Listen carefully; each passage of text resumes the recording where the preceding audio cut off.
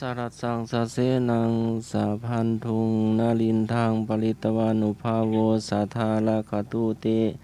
ปริตวานเมตังสเมตาปทันตาอวิคิตจิตาปริตังพนันตุสักเกกเมจลูเปสิริขรตเตจันตะเลเควิมาเนทิเปรเทจคาเมตโลวนาคาเนเคหวัตุเมเคเตโอมาจยันตุเทวะสลัตระวิสเมยาคาคันทัพพนาคาติทันตาสันติเกยามุนีวาลวจนาสาตโวเมสุนันโตธรรมสวนากาโลอายัมปทันตาธรรมสวนากาโลอายัมปทันตาธรรมสวนากาโลอายัมปทันตาถามว่าเป็นบทสวดอะไรโอ้อันนี้ของง่ายค่ะก็ชุมนุมเทวดาขอบุพคาคณามการคอบทสารณะคมนะปาทะงอบทโยจักขุมา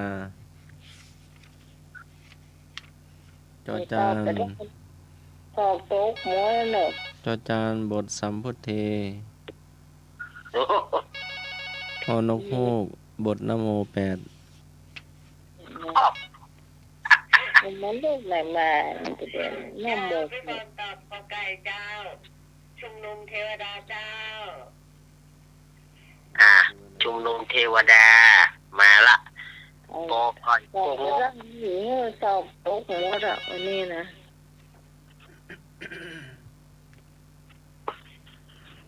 จ้าพี่กรณ์จ้าพี่กรณ์ก็ตอบกอไก่จ้ากอไก่เทวดาจ้าชุมนุมเทวดาบอกกำนันเอาอย่างกอไก่กองูเอาอย่างกอไก่กองูครับตอบได้ตอบไปถูกนี่ก็ตกจัน ผู้ช่วยแม่ สวัสดีครับ มาแล้วผู้ช่วยมาแล้วชุมนุมเทวดาครับไอ้นึกสวดให้ฟังหน่อยกอไก่กันไอ้นึกฟังสวดให้ฟังสักท่อนหน่อยมันจะกินเวลาเปิดเฮ้ยสวดสักตัวสองตัวหน่อยฝาเสือเตี้ยผมนึกถึงมีใบบนพื้นหมอนเสมอบทสวดชุมนุมเทวดาไอ้นึกเป่ามนต์ก่อนนอนทุกวันเนาะเจลูเปกิลิกะปะตะสักเซกาเมเจลูเปกิลิกะเนี่ยครับผมมีตลอดครับ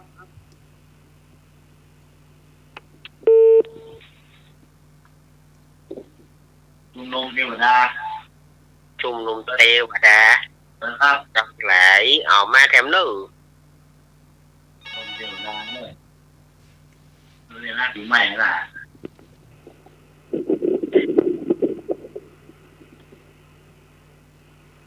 เจ้าชุมนุมเทวดาเด้อครับเด็กเจ้าไปโค้งมาเป็นบุญอ่ะก่อนยายสวดให้ฟังหน่อย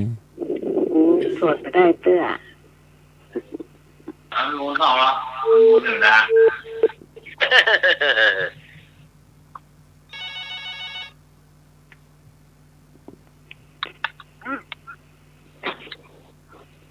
แม่ก็เอาชุมนุมเทวดาเจ้าแม่มอนน่ะเจ้าไปโค้งโอ้โห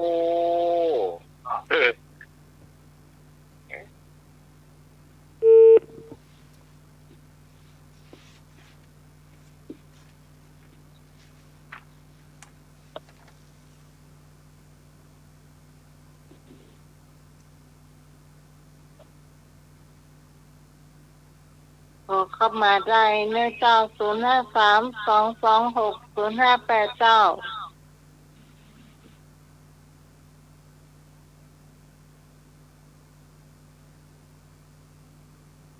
เอามาแถมเนอ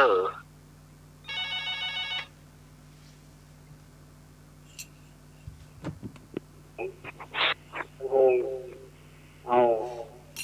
ไปก็งบครับผมชุมนุมเทวดา จ้าไอ้เจ้า มาละ คงป่าตาเจ้า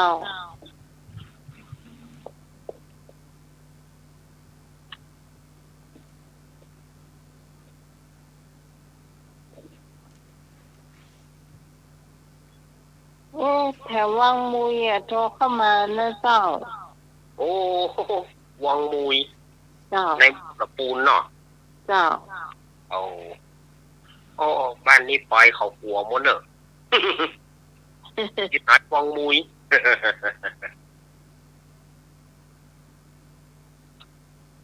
บ้านวังมุยเด็ก บ้านคนชาติงามก็หา อันนั้นวะ บ้านเดิมนี่เป็นชื่อวังมุยอ่ะ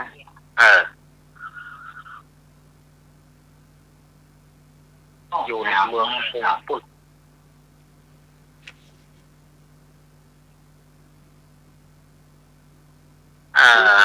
น่าจะเป็น เจ้าแม่นวลโทรเข้ามาเนอะ น่าจะเป็นบ้านคนยองนะในเมืองละปูนไอ้บ้านวังมุยนี่นะบ่มั่นใจเหมือนกัน แต่เห็นที่ไรเป็นหมอยองนะ กะ เจ้า เออ อยู่ใกล้ๆบ้านปีเนี่ย เออ หรือว่าแกมาอยู่นี่เมืองหนูเนอะไม่กลายเป็นคนเชียงใหม่ไปหมด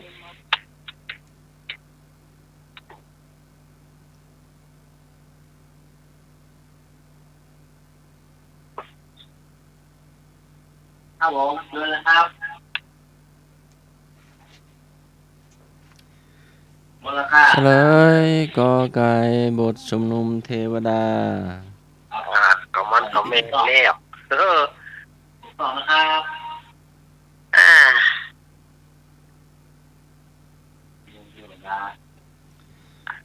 พวกมีหัวนอกได้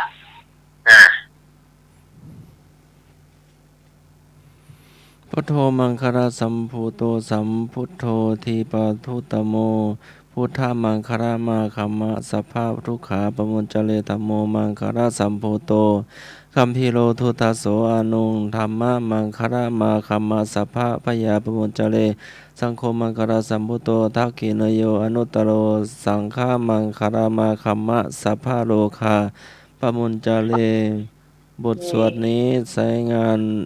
สวดในงานมงคลต่างๆนิยมใช้ ใช้สวด ใช้สวดอะไรต่อ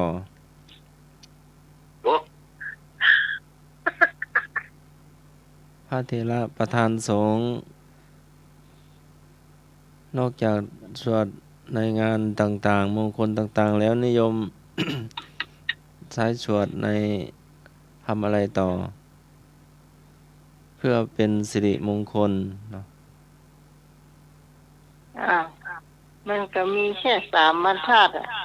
ถ้าขึ้นมาสักบรรทัด 1แล้วบรรทัดที่ 2อีกก็ว่าไปอย่างอันนี้สวดตั้ง3 บรรทัดแล้วอย่างนี้จะถามคำถามจะใดนี่พ่อก็ไม่เข้าใจ ก็เอาไว้มัดมือสวัสดีครับ ไอ้นึก มันมือนะครับ มัดมือแน่นอน ผู้บังคับกับผู้โทนนะครับมัดมือ มัดมือเนาะไอ้ มันแม่นอยู่ที่แต่ว่าถาม ไอ้ ว่า มันใช้บ่อยเนาะ ไหนต่อพี่เพิ่นถามคำถามว่าจะสวดบทไหนต่อ อันนี้บอกนะครับ อ่ะ ทานบัตรพัดสมัคร ก็นิยมใช้ทำอะไรต่อจาก อาจารย์นารัก จะได้สวดในงานมงคลอาจจะตัวอาจารย์เอาละก็ได้เนาะ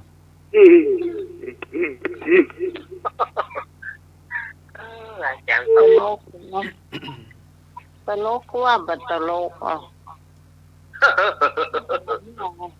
เปิดใจหยังบทเหมือนเนี่ยใจหยัง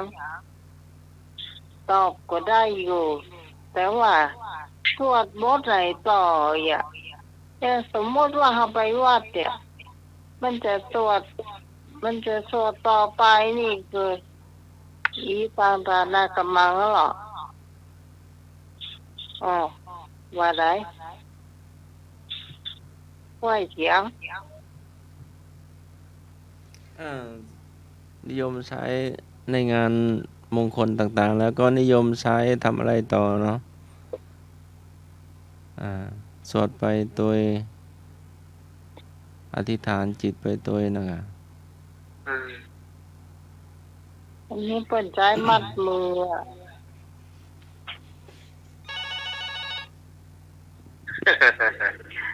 มาเร็วไปต่อ ได้ ไป ยินเขาสวดมัดมืออย่างอาจารย์ในรักบอกนะจ๊ะว่าเคยให้เขามัดมือ ได้เคยได้ยินก่อนหรือว่าได้ยินแต่ ได้ยินตัวลุงชัยสวดเขามัดมือไปด้วย คำปากงุ้มเงียบงุ้มเงียบหรือว่าออกเสียงก่อน เขาออกเสียงแต่อันนี้ก่อนจำไม่ได้ว่าเขาสวดอะไร โมมังกาลังพุทโธสัพพุทโธทีสาโพตัง ก็ โม เป่า พุทโธ ก็มัดเสร็จ ไม่เปล่าอาจารย์สมัคร เอาบ้างเห็นบ้านที่ มั เรา ด เป่าอุ้ม เอามัดมือเสร็จก็บอกอ้าวอยู่ดีมีสุขอีกละ นึกว่าเป่าน้ำหมากใส่แฮม เดี๋ยวน้ำลายกระเด็นใส่หัว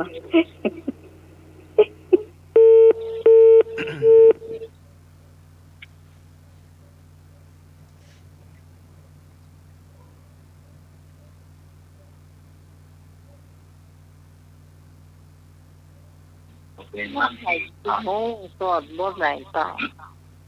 ฮะ ใครที่ไม่โง่สวดบทไหนต่อจะเอาบทไหนมาต่อ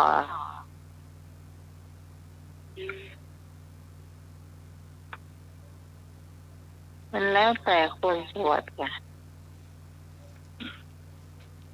ต้มกินน้ำครับต้มกินน้ำโอ้ขอมัดมือมามั้งครับเมื่อยนะ มันคนเฒ่าแก่เวลาไปดับกระตึงใต้เนี่ยฟัดมือ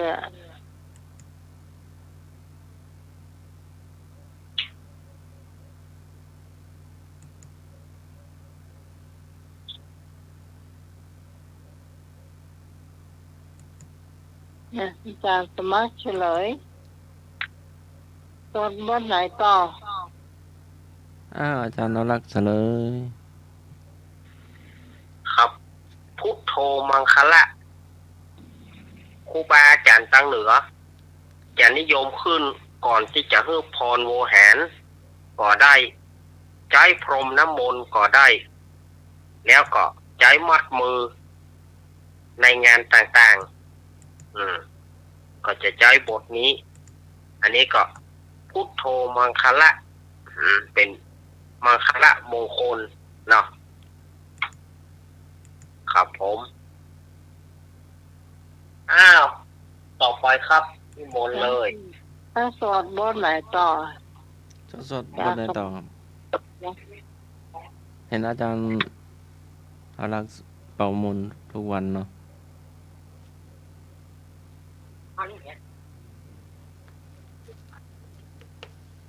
อาจารย์สมัครถามมันยังงงอยู่เลย สวดบทสุโขต่อเนาะสุโขแล้วก็ภวตุสัพท์เนาะ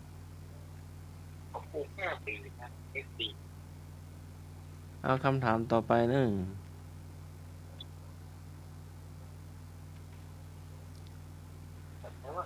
วิชาธรรมศึกษาสันติระดับ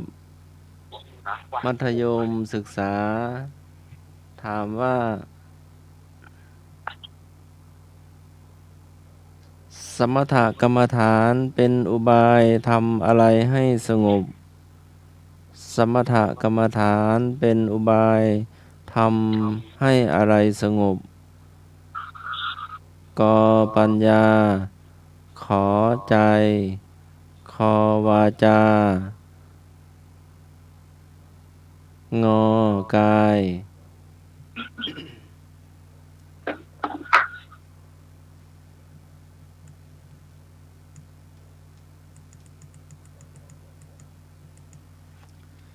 สมถกรรมฐานเป็นอุบายทำอะไรให้สงบ เห็ ก็ นวันมา ปัญญาฮะ เห็นวันมาตอบได้เลย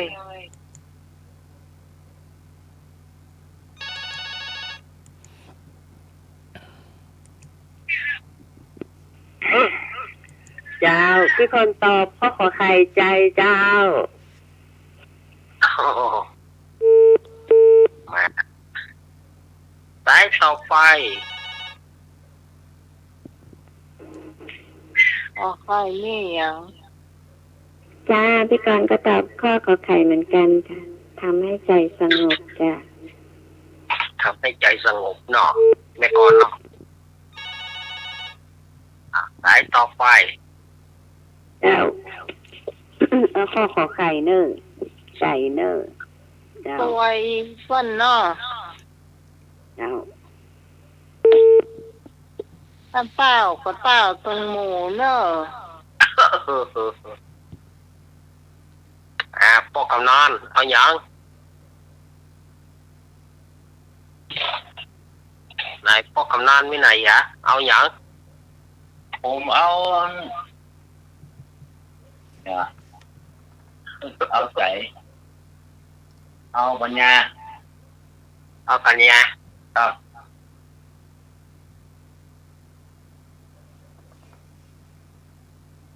ผู้ช่วยเนาะผู้ช่วยแม่ อ่ะ ผู้ช่วยแม่แต่ตัวปอกกำนอนเขาว่าจะเอาติ่ง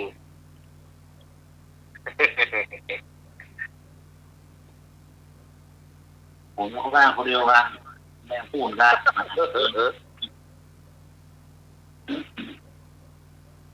ยังว่างอยู่เนอะออกคอไฟกับงองูว่างอยู่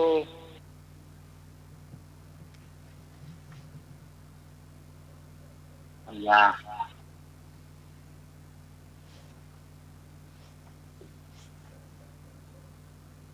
นะครับ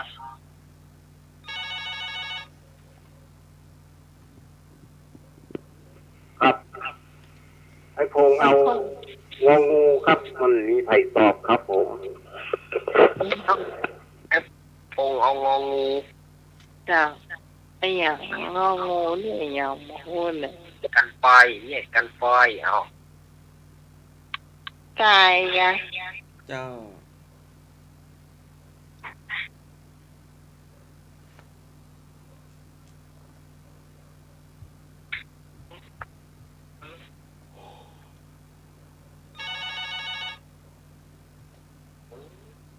กายวาจา สวัสดีครับ เจ้าไอ้เนื้อ ไว้ป้องกันนั้นครับครับผม ปอกกำนอนเอา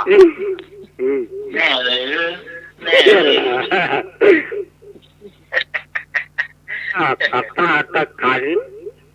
ขอถึงตัวก้นป้องกันนั้นหลอดลูกแน่เลยแน่จริงๆจะแอบโอให้ ไอ้โอมอย่างนี้อ้าวมาแถมเนอมีกอ ขอใครขอไว้งองูยกมีละ ไก่ ยาข้อควายเนาะ เหลือคอกไป เจ้า บัฟฟาโลปก บัฟฟาโล ผมถามว่าบัฟฟาโลปก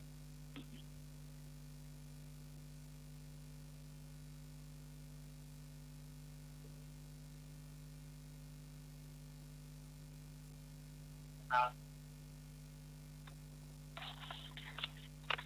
มีความสุข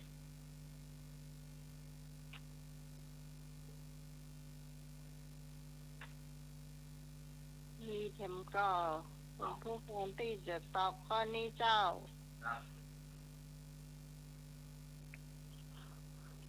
ตอบมาได้เลยเนอะ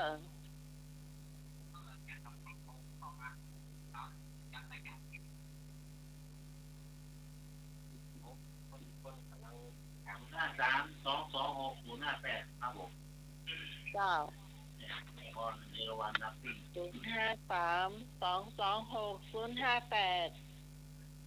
นี่มาล่ะ ยัง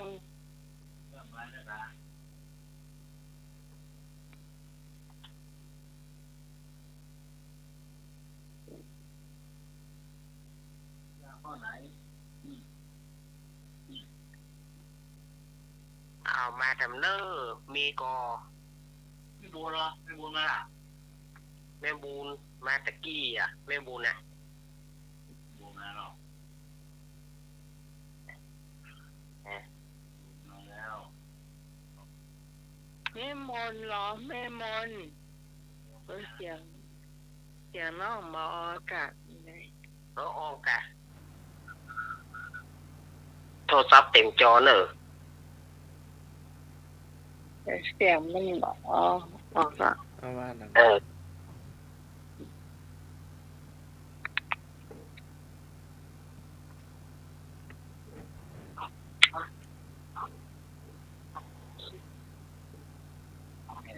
คน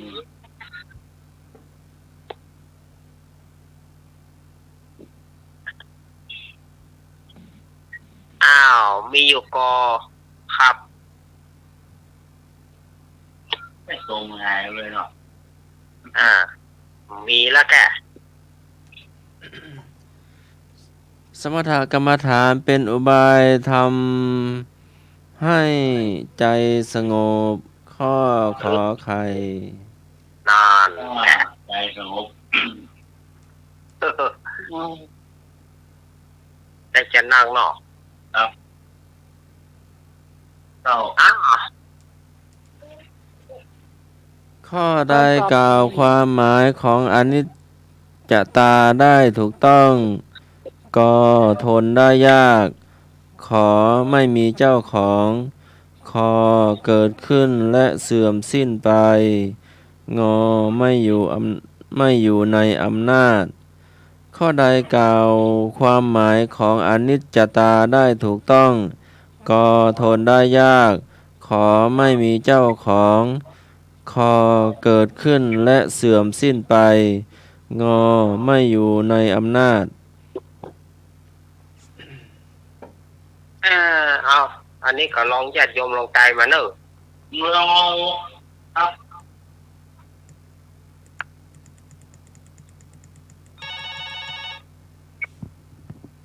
เมืองงง ใช้ตัวให้หน่อยนะ ตั้งใจไว้ว่าเอามางูจ้าพี่กรณ์จ้ะ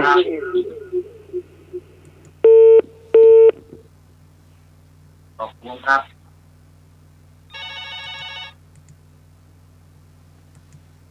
ครับผมครับคงเอาไฟครับผมเอาไฟเนาะครับเพื่อนให้นุยไปไหนบ้างมาต่อเพื่อนให้นุยอ่ะครับหลานมาต่อ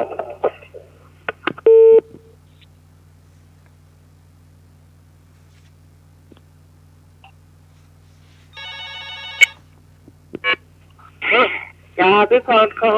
งูนะเจ้า ครับผมเอางู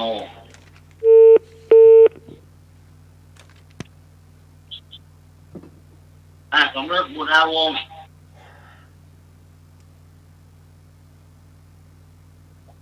ปีดมา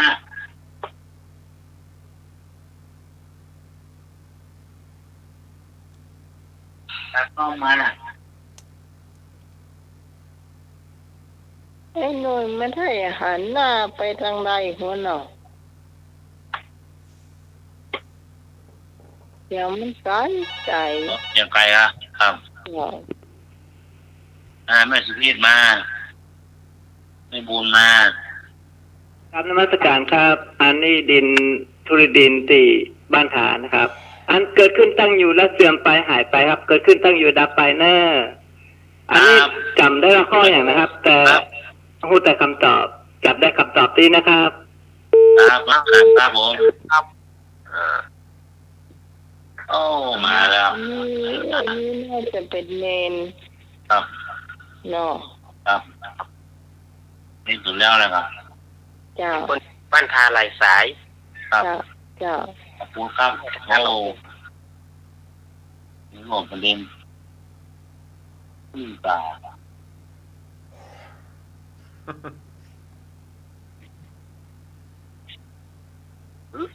ดีใจนะเจ้าที่ยังฟังรายการจะเริ่มจาน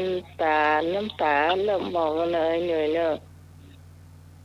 เอารับนี่ก็แล้วหันนะเนอะ ครับผมรับ วันนี้นี่ก่อนสักเกมกันนะเออ จะอยู่คอยใคร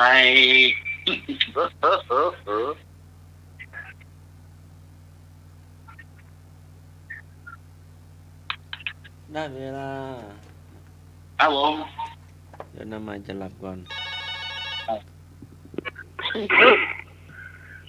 ให้แต่งสมาร์ทโฟนคำถามกำละเจ้า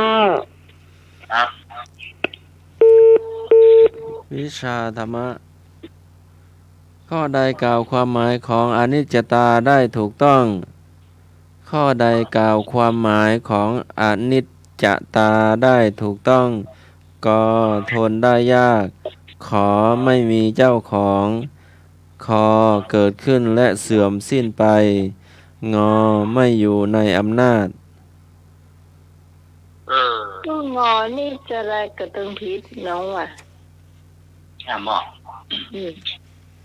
ปัญหาวิชาธรรมะธรรมศึกษาชั้นเอกระดับประถมศึกษา บอกมาตึงพิษตัวกันปุลุกจะได้กับตึงพิษว่าไปคำว่าอันนี้จังอ่ะมันหมายความ เจ้าไม่พอนะคอควายนะเจ้า คือจากจะมาอ่านคำว่าอันนี้จะตาไปลายมันก็คืออันนี้จังนั่นแหละ อนิจจตา หมายถึงความไม่เที่ยงแท้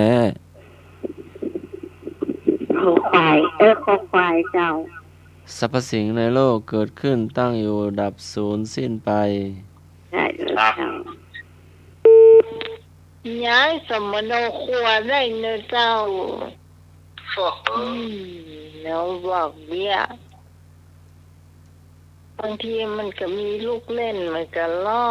คำถามพวกก็ต้องถามอีแหละแต่ว่าเราจะไปกำบาลีออกก็อันเนาะ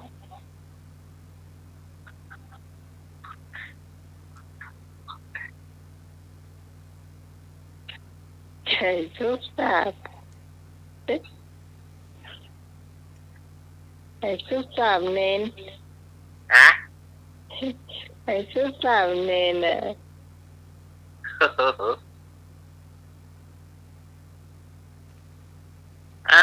พอจะตายมาแถมตายมาเลยเนอะ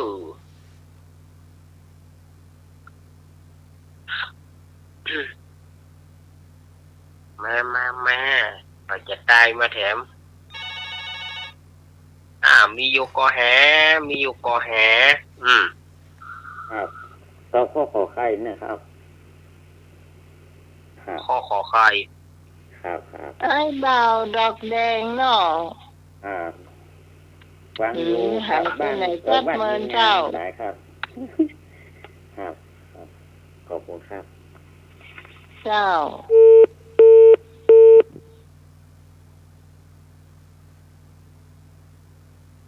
อันนี้จะตา อันนี้ก็ถ้าจะแปลความหมายก็คืออันนี้จังนั่นแหละเจ้า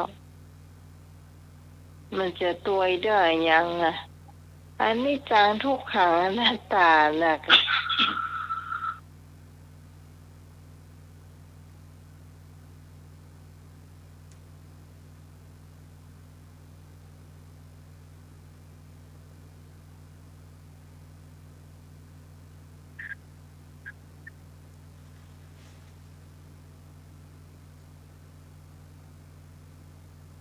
เฉลยเจ้า ข้อใดกล่าวความหมายของอนิจจตาได้ถูกต้อง คอควายตอบว่าเกิดขึ้นและเสื่อมสิ้นไป อย่าง ความไม่เที่ยงแท้สรรพสิ่งในโลกเกิดขึ้นตั้งอยู่ดับสูญไป นั่นแหละอันนี้จังนะอัน ต่อด้วยทุกขังความไม่ทนอยู่คงที่มีทุกข์อยู่ทุกขณะเป็นธรรมดาของชีวิตและสัตว์ทั้งหลาย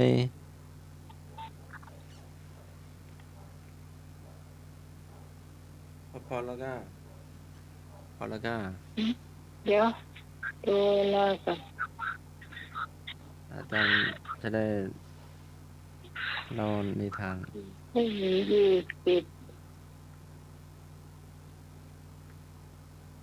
20ข้อหนึ่ง เป็นข้อเนาะ ข้อง่ายๆก็ได้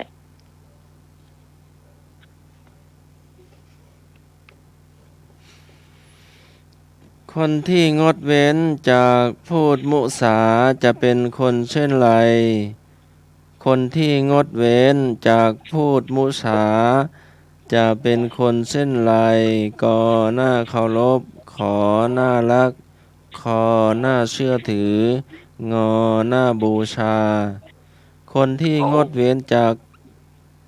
อ๋อ คนที่งดเว้นจากพูดมุสาจะเป็นเช่นไร จะเป็นคนเช่นไร มุสานี่ก็คือความโกหกนั่นแหละไอ้หนุ่ยตอบ ครับ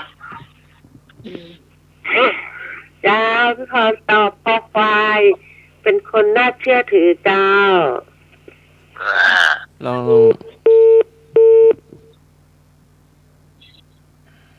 เอามาแถม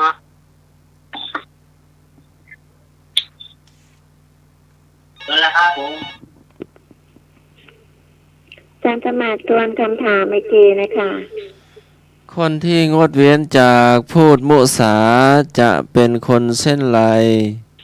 ก็หน้าเคารพขอหน้ารักคอหน้าเชื่อถืองอหน้าบูชา ไม่ก่อนเอาข้อต่อไปจ้าน่า ขอ เชื่อ ขอ ถือ ควาย คน แม่ก่อน ที่งดเว้นจากพูดมุสาจะเป็นคนเช่นไร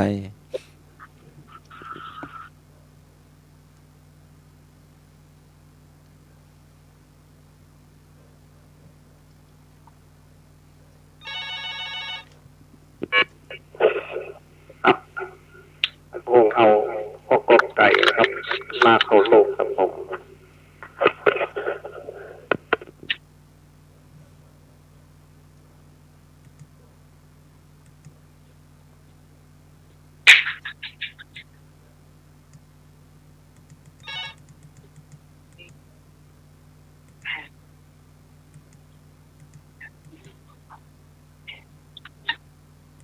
ตรงข้ามคนที่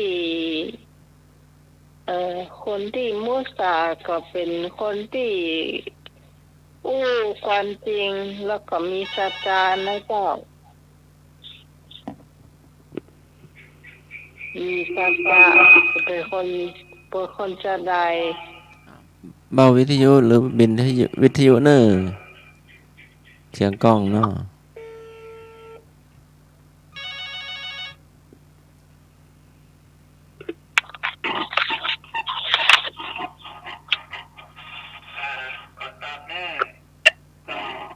น่าเชื่อถือใช่ละเพราะว่าอย่างพุทธเจ้า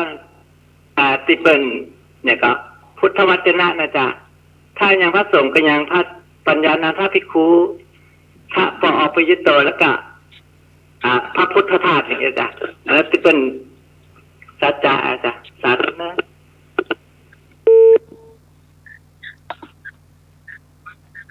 นี่สามเณรอะไรนะ สำเนียงดิน มีตัวอย่างห้องดินหรือว่าบิน ดิน อืม เออนะ อยู่ จริงๆของข้า อยู่วัดไหนครับ ชื่อดิน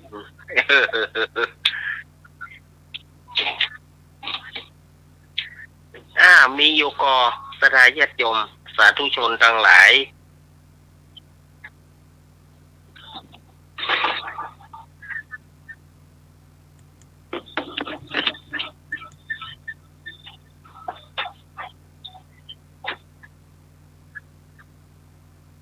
ยายเชิญเลยเจ้าก็เดียวจะฮื้อสำเนนรากปัญโยนันท์เหล่านิทาน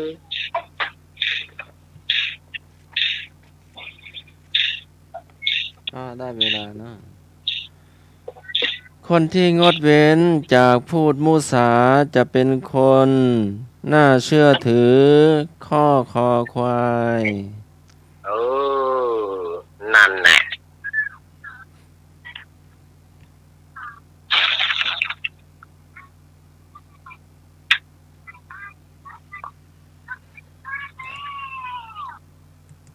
อย่างไผเล่นการ์ตูนฮะนะ ฮะ อย่างไผเล่นการ์ตูน เน้นหน่อย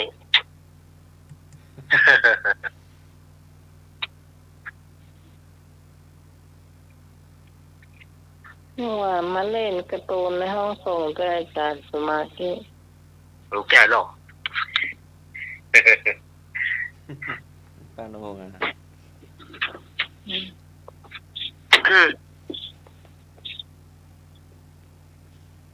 ก็เห็นโยมพ่อแม่ว่าสมาธิสั้นนะ หืม เน้นปาโลเนอะเห็นพ่อแม่บอกกันอะก็เดี๋ยว เจ้าไอ้เจ้าอันคู่กับปีเหรอไอ้เจ้านะถามว่าเป็นไงทำไมเด้อเหรอไม่เด้อจะตอบเนี่ยนะ ตอบแบบบ่มีหางเสียงเลยนะให้บอกมีสิก็ต้องมีคนบอกจะบอกไม่ดื้อไม่ดื้อแล้วทำไมต้องให้เอาตุ๊กตารู้ได้ไงไงก็ต้องมีคนบอกจริงหรือไม่จริงแล้วแกก็บอกว่าตุ๊กตาตัวละ100 กว่าจริงเหรอตัว100 กว่าของเซเว่นมีเหรอแต่ก่อนคำเดียวแกก็บอกว่าไม่ดื้อละต่อไปจะไม่เอาละตัวละ6,000นี่เหรอ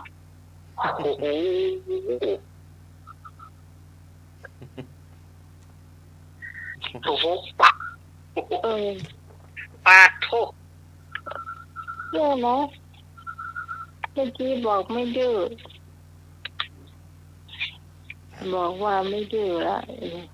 ว่าดื้อละต่อไปบ่ดื้อละ ปา ที่บอกบอกเดี๋ยวทุกให้เอาตุ๊กตาลงขึ้นพอ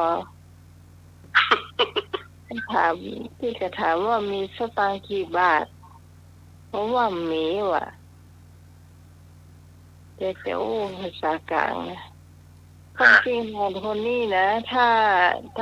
แกเป็นคนดีกล้าโอ้นะ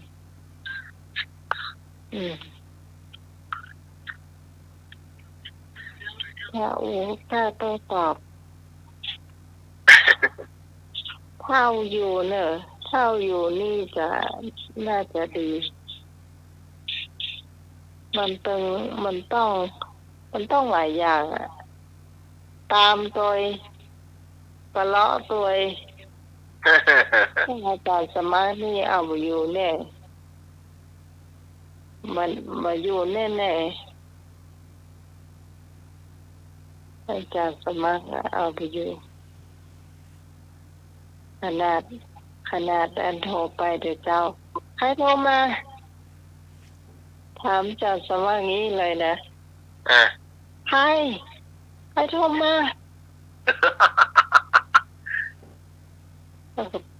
เสียโทรศัพท์ไปอยู่เนี่ยพอเดี๋ยวก็ปีมันก็ไปเห็นอย่างนะต้องหาก็ต้องกลัวเนาะ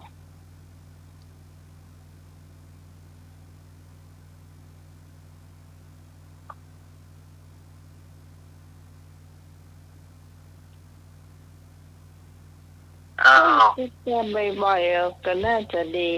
ฮัลโหล ครับ อ้าวเฉลยครับ เฉลยไปแล้วตะกี้ เฉลยไปแล้วเนาะ โอ้ไปรับตังใดมานี่โอ้ฉันบ่เฉลยตั้งแต่ว่า โอ้อันนี้มนต์จากเรานิทาน ครับ แต่ว่าเล่านิทานอย่างโมโหเมาไปกนกาแฟ แต่ว่านี่ แต่โทรศัพท์ก็เอาไปตัวให้นะแต่ฟังเหมือนอย่างแต่ เอ้ย กระปังเพื่อควรแบบไหวอ่ะ ม่วนหรือว่าไม่ม่วนนะ นี่จะหูดีถ้าเวลาพี่แค่หลับเนี่ย อ๋อน้ำตาไหลเนาะ น้ำตาไหลเด้อโอ้โหเรื่องอะ ครับ มาช่วงเล่านิทานเนาะสถาญาติโยมแต่ก่อนที่จะเล่านิทานนั้นอาตมาภาพขอตอบปัญหาให้ญาติโยมสัก2 ข้อเนาะเพราะว่าญาติโยมเพิ่นถามมาแล้วเพิ่นบอกว่า เอาไปตอบที่104กำเนิดบอกว่าโยมโทรจากไหนเพิ่นบอกว่าฟังที่104ขอให้ท่านอาจารย์ตอบที่104คือกำเนิดตอบเพิ่นละเนอ104เนาะญาติโยมที่ถามมา บอกว่าเพิ่นถามเรื่องเพิ่นถามเรื่องนมนะนมที่คนเฒ่าคนแก่เปิ้นจ้างเอาวางกับเอียวนะที่เปิ้นแปลงไม้อันเดียวแล้วเปิ้นแปลงนม2 เต้าเนาะที่คนเฒ่าจ้างเอายองเอียวนั่นนะมีญาติโยมเปิ้นถามว่าถ้าเฮาจับแปลงเนี่ยได้ก็ท่านอาจารย์ถ้ากรณีที่ญาติโยมถ้าจะแปลงกรณีที่เปิ้นแปลงบ้านแปลงเรือนแล้วยังบ่ได้โปรดหันตั้งเตื้ออันนี้สามารถแปลงนมตัวนี้ได้แต่ถ้าจะแปลงพร้อมเพื่ออยู่ไปอยู่มาแปลงนี่เปิ้นว่าบ่ได้แต่จะเหตุผลคนใดนะอาตมาก็บ่รู้อันนี้ตามครูบาอาจารย์คนเฒ่าคนแก่เปิ้นบอกไว้ว่าถ้าจะแปลงนมสำหรับยองเอวคนเฒ่าเนี่ยต้องเปิ้นแปลงบ้านแล้วยังบ่ได้โปรดขันตั้งเตื้อสามารถจะแปลงตัวไปได้อันนี้มันคงจะเป็นขันหลวงเนาะคงจะขึ้นขันหลวงมันคงจะเป็นต้องขึ้นขันหลวงอย่างนี้อันนี้อาตมาตอบคือญาติโยมอย่างนี้เนอะแล้วญาติโยมถามว่าบ้านเฮือนที่เปิ้นทำด้วยไม้บัวมันอย่างมันอยู่กันบ่ถาวรก็มันจะไปถาวรจะได้ไม้บัวเนี่ยมันเป็นไม้บ่มีแก่นไม้สีสุกพ่องไม้หยังพ่องมันอยู่กันบ่ถาวรเพราะหยังเดี๋ยวหมดจะกินมันก็เดี๋ยวจะได้มาพิษมาเถียงกันย่างแหงก็บ่ได้เฮือนจะล่มเหตุเนี้ยที่มันอยู่กันบ่ได้มันอยู่กันบ่ถาวรเพราะว่ามันจะล่มมันแปลงได้บ่เหมือนสำหรับเฮือนไม้บัวอันนี้ต่อเพื่อญาติโยมอย่างอี้เนอะมาถึงที่ญาติโยมขอนิทานนะโยมท่านเดิมนี่นะเปิ้นก็ว่าขอนิทานเอาอันเก่ามาเล่าใหม่ได้ก็อาจารย์เรื่องหยังเรื่องงูเขียวกับตกโต จะฟังเรื่องงูเขียวกับตกโตสถาญาติโยมเอ๋ยอาจารย์อาตมากระชายไปหลายรอบนะแต่ในเมื่อญาติโยมขอก็จะฉายเพื่อแถมรอบเนื้อเรื่องงูเขียวกับตกโตนี่นะเดิมทีละมีแม่เฒ่าคนหนึ่งเนาะแม่เฒ่าคนนี้มีลูกใจหรือว่าลูกบ่าวเนี่ยชื่อว่าไอ้คำอ้ายแต่คำอ้ายนี่เลี้ยงแม่ไปไหนก็ใบเหี่ยวสาวใบเหี่ยวสาวใบเหี่ยวแส่ไหนสักทีคำอ้ายนี่ฮักแม่เลี้ยงแม่แต่ว่าแม่เนี่ยก็ขยันขยอคำอ้ายเนี่ยบอกว่าอ้ายเฮ้ยเอาเมียอย่าเตอะ ไม้ดีป่าไม้ดีผ่าป่าดีเผาอีแม่ว่าเอาเมียเต้าป่ะก็ไปยุ่งอย่างก็เปิดเนาะ ให้อุ้มหลานก็โมนี่คนเท่านี่ก็เมื่อใดก็ขยันขยอเพื่อบ่ให้มีเมียอย่ากำก็บ่ให้เอาเมียอย่างหนึ่ง2 กำก็บ่ให้เอาเมียอย่างหนึ่งบ่ให้ก็เขาบอกเอาเลยแม่เขาจะอยู่ใกล้แม่เนี่ยโอ้ยแม่ว่าอีแม่พ่อนะมึงก็แก่ปัจจุบันละเอาเข้าบ่ให้มันบอกไปมันคนไปเอวก็มึงบอกไปแม่จะไปหรือเปล่าเนี่ยมันไปยุ่งอย่างเรื่องของเปิ่นฮะเนาะโอ้ยคนเท่านี่ก็ได้เนาะปล่อยแต่งลงเฮือนไปต่างอย่างหรอกไปปะใส่ลูกสาวลูกสาวเพื่อนบ้านถ้าอย่างงามหน่อยก้าจื่อน้องล่าโอ้ไปถึงว่าเปิดเลยไม่เท่าพ่อเท่าละย่อมตันหูจักก็ได้นะพ่อเท่าไม่เท่าข้าเปิงใจอีล่านะข้าเปิงใจน้องล่านี่ข้าจะเอาไปเป็นเมียบ้ายเนอะพ่อเท่าไม่เท่าจะกึศเท่าไหร่เหรอที่นี่กับฝ่ายตังพ่อเท่าไม่เท่านะป่อแม่น้องล่านะก็บอกโอ้ไม่เท่าเฮ้ยข้าก็เลี้ยงอมปล่อยมาเนาะพอกล้าเข้ามาน้ำนม50,000โธ่ความนี้ขอกล้าเข้ามาน้ำนมนะ50,000เนื้อว่าแม่เท่านี่จะมาสู้เอกกันเนาะแม่เท่านี่ก็บอกว่าโอ้50,000มันยังน้อยเหลือทนแต่งลูกสาวทั้งคน500,000เป็นยังไง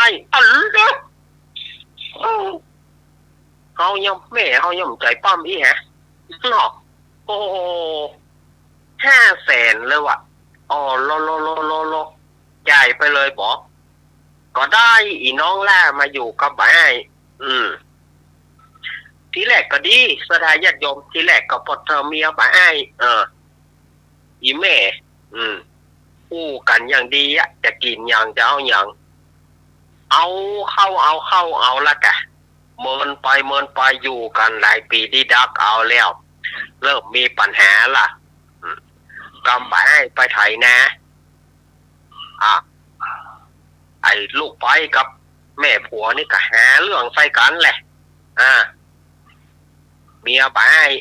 อีน้องล่านี่ก็สุมาเนอะขี้เหี่ยวลาดไปพอปิกมาก็โอ้ไอ้ยังเนี่ยไผมันยังอีลำเหลือไผมันเลอะเทอะสกปรกนี่อีแม่น่ะกะนานอีแม่น่ะกะไปกูที่ไหนเมียมึงนี่มันวอกนะเถียงกันไปก็เคลียร์พ่อเฮ้แม่เฮ้ยน้องเฮ้ยปอเตอไอ้ตัววันนี่นะไหนจะเมียไหนจะแม่ไอ้ก็อีพอสมควรละจะไปเอาเรื่องกันอย่างมาป้อกันเตอเคลียร์กันไป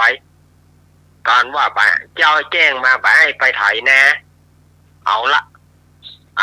ลูกไปกับแม่ผัวนี่ละหองละแหงกันละเดือดร้อนกันเรื่องนั้นเรื่องนี้มา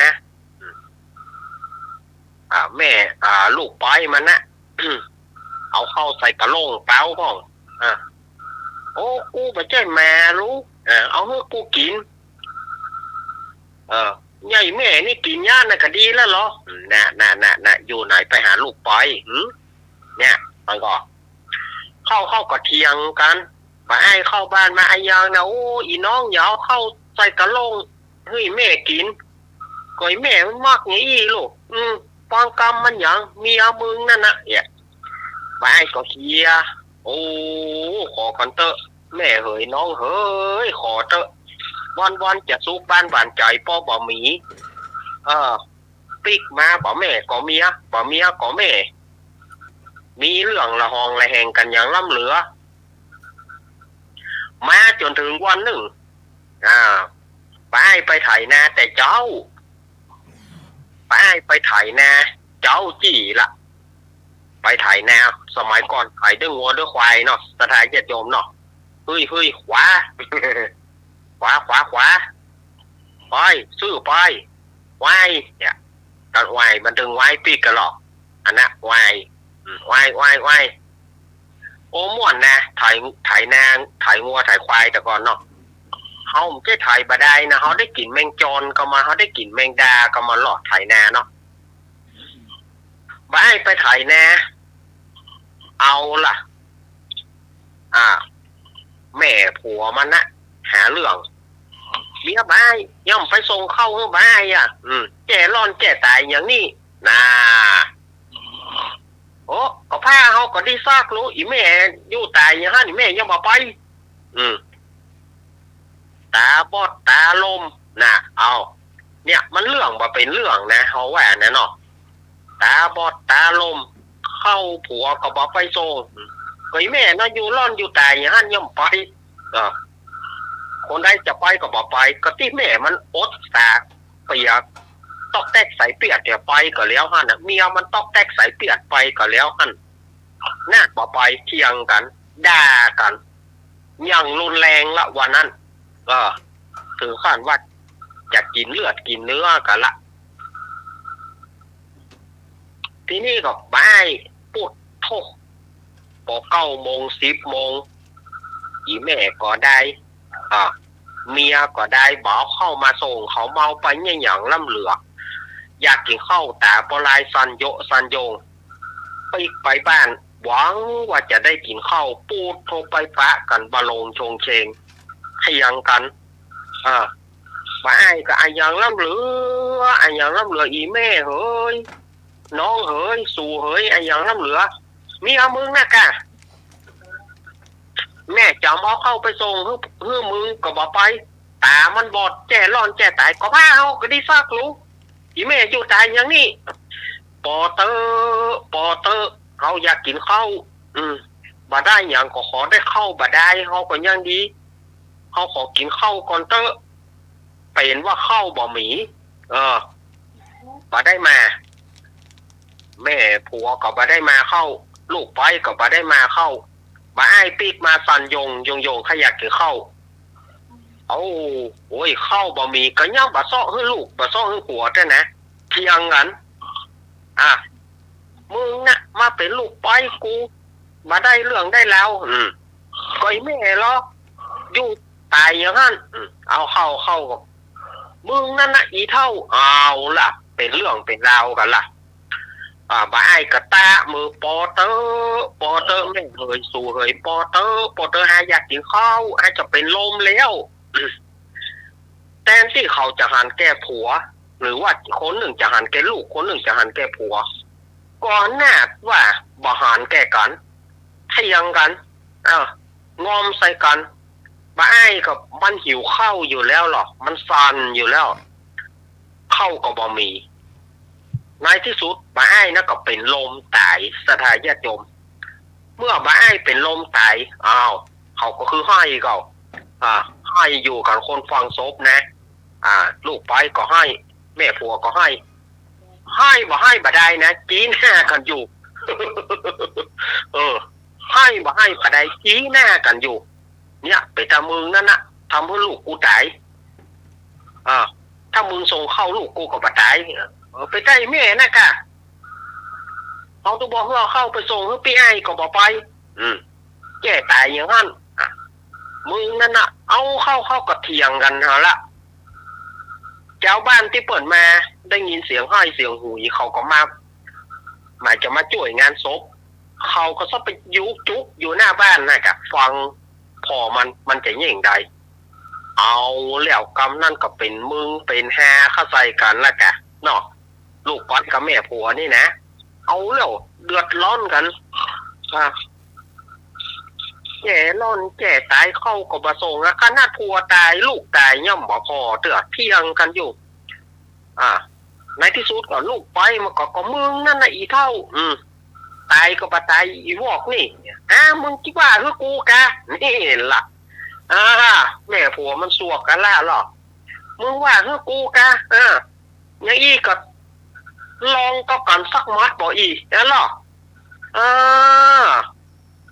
โจโลเขาใส่โจโลเขาใส่ลูกไปมันโลโจโลเขาใส่ลูกไปมันหวังว่าลูกไปมันจะกลัวเนาะแต่มันหารู้ว่าลูกไปมันตั้งกาดอยู่แล้วอ่ะลูกไปมันตั้งท่าอยู่แล้วแต่งอมเขาไปตืดผม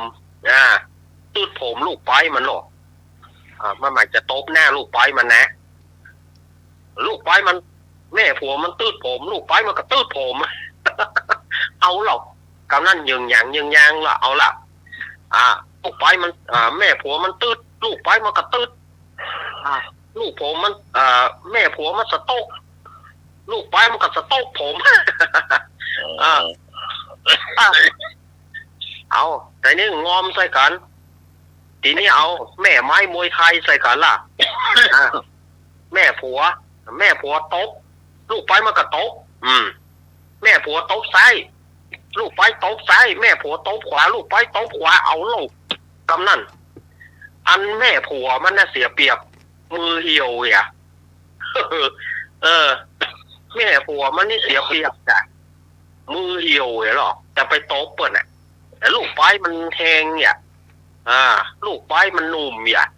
ใส่บ้า ล่ะลูกแม่ผัวมันแม่ผัวมันมัดซ้ายลูกไปมันก็มัดซ้ายแม่ผัวมันมัดขวาลูกไปมันก็มัดขวาเอาหรอกแม่ผัวมันฟันศอกลูกไปมันก็ฟันศอกเอาแล้วกันนั่นเปิดมวยขึ้นมาล่ะญาติโยมลูกไปแม่ผัวมันตีเข้าลูกไปมันก็ตีเข้าอันเข้าแม่ผัวมันนั่มถ้าถามฮิโรยุ่มแย้มเนาะมันไปการเก็บอย่างนั้นลูกแม่ผัวเตะซ้ายลูกไปก็เตะซ้ายแม่ผัวเตะขวาลูกไปก็เตะขวาละแม่ผัวทีบลูกไปมันก็ทีบ เอาแล้วยึงยังกันละกำนั่นแม่ผัวแยกแน่ลูกไปมันก็แยกแน่คือว่าทุกขบวนท่ามึงมาท่าไหนกูไปท่านั้น แม่ผัวมา แม่ผัวคบลูกไปมันก็คบเอาล่ะอันแม่ผัวมาเสียเปรียบแต่ตัวมีก้างเหงือก ตัวมีก้างเหงือกจังไปย้อมเปิ่นย้อมไปได้นะสวกกันต่างหากนะเอาเหงือกเข้าย้อมไปยิ้ม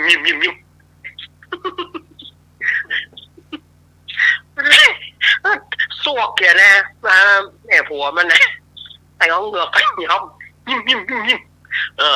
หวังลูกไปมันจะกลัวลูกไปมันก็คบกับลูกไปมันเขี้ยวเต็มปากลูกปดเต้าเลือด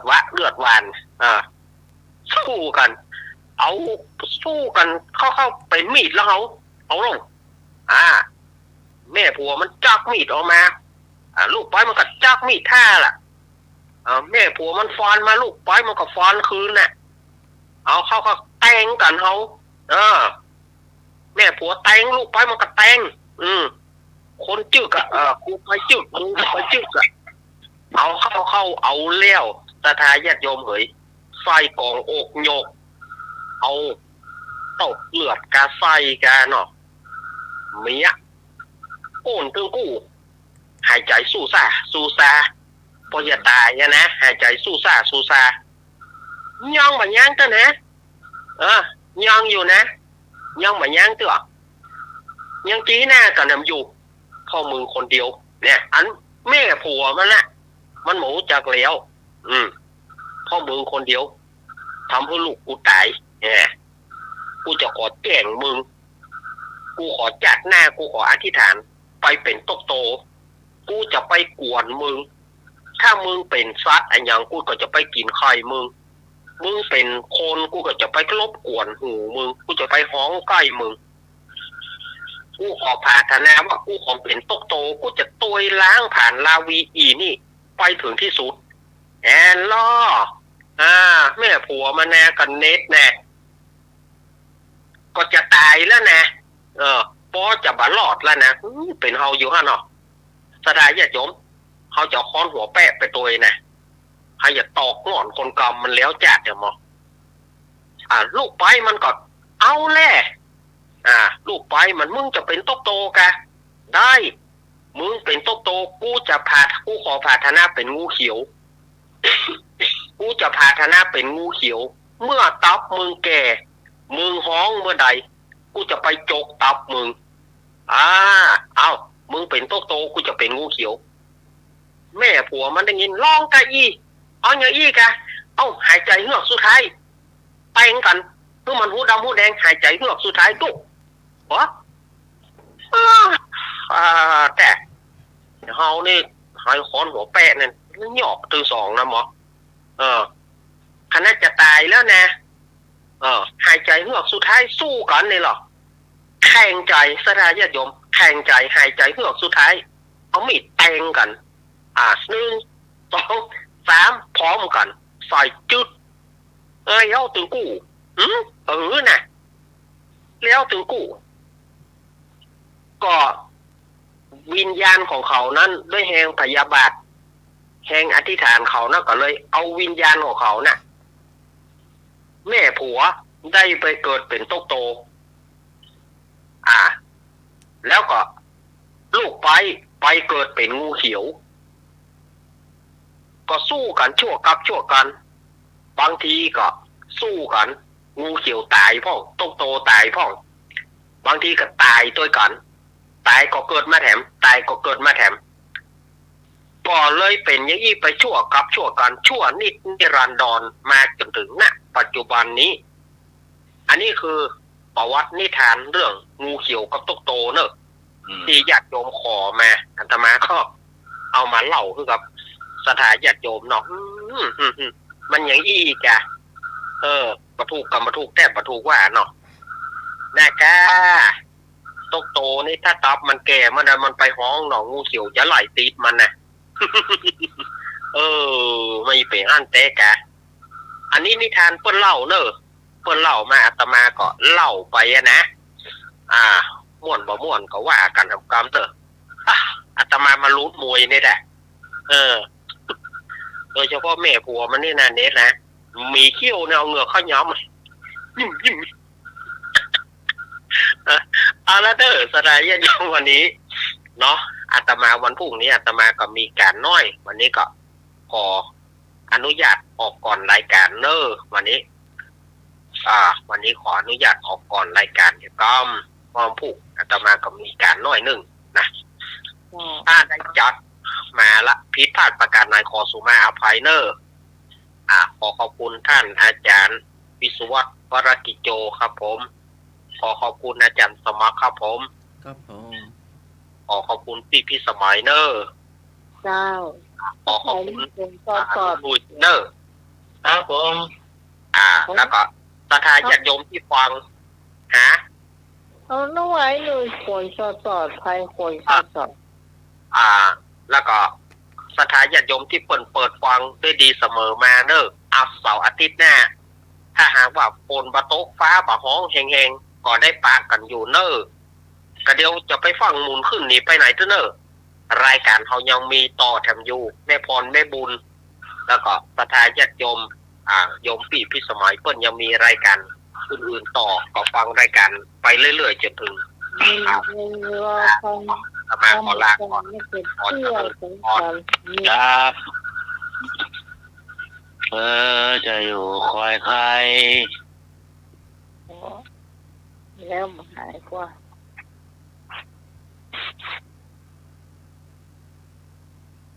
มาไว้อย่างครับต่อไปจะเป็นกรรมเก่ากะกรรมเก่าเนาะ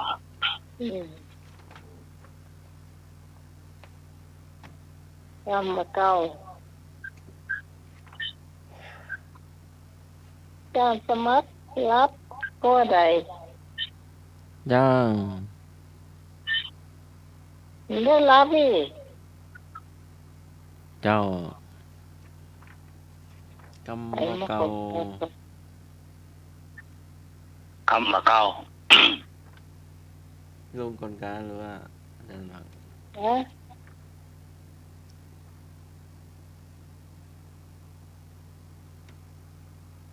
คำว่าเก่าวันนี้เสนอคำว่า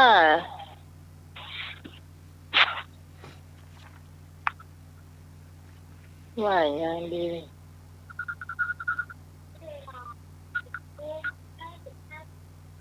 4:55ละโอ้ยตา เอาแต่ใจตัวเก่าเป็นจังได๋ เอาแต่ใจตัวเก่า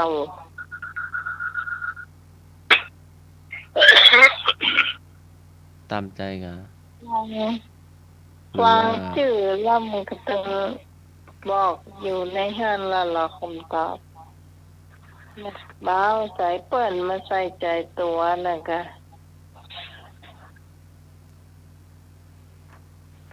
เอาแต่ใจตัวเก่าวันนี้เราก็อยากกินจะหมดอีหรอกเพราะเสร็จกินเจ้าประกาศแต่เขาบอกกินเขาอยากกินอย่างอื่นเนี่ยแล้วถ้าผมก็อยากกินหรอกเขากินน่ะเขาแต่ไม่อยากอย่างอื่นเขากินนี่คือคนเอาแต่ใจตัวเก่าเหมือนกันน้อยหน่อยเนาะ ครับ หน่อย สวืดสวือหรอ ฮะ สวืดสวือ สว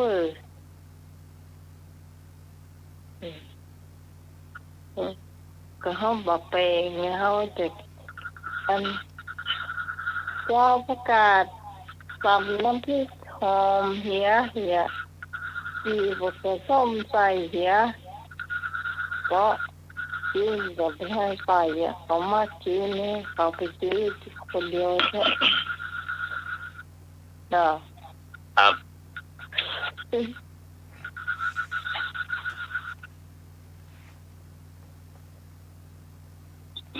การสมัครเนี่ยฉันได้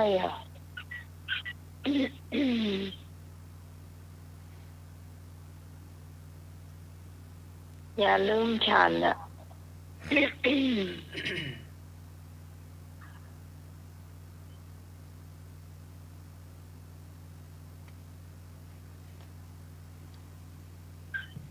ไม่เห็น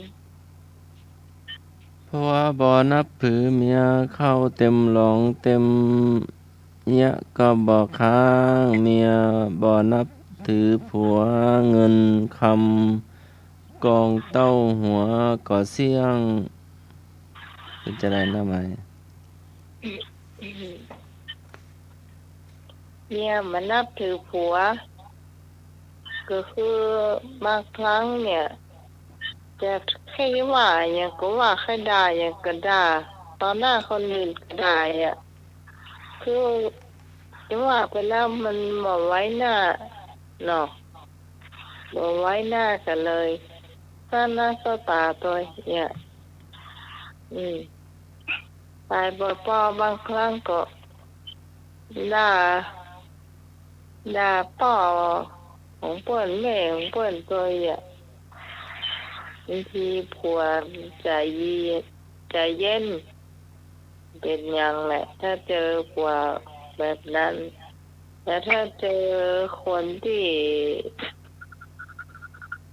ตัวแกกระโดนกันเนอะผัว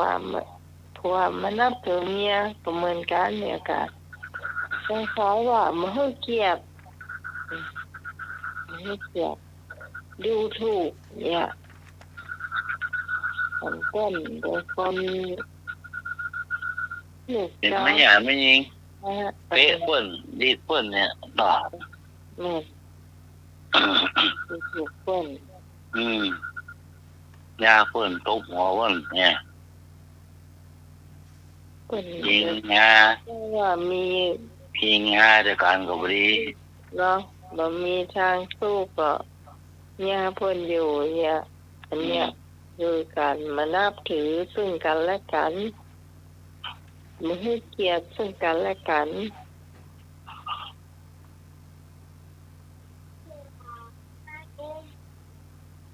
จะแฮปปี้พรถึงแม่บุญนะ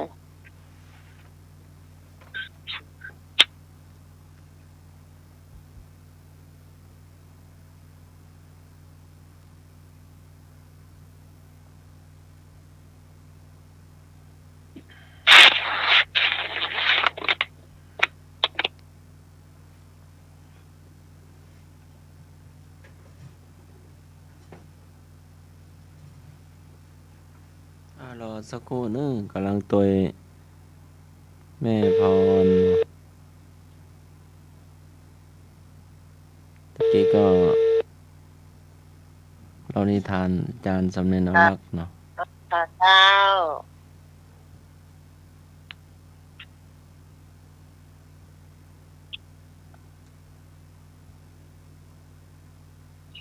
ไปเล่นหน้าหมาจะเลี้ยหน้า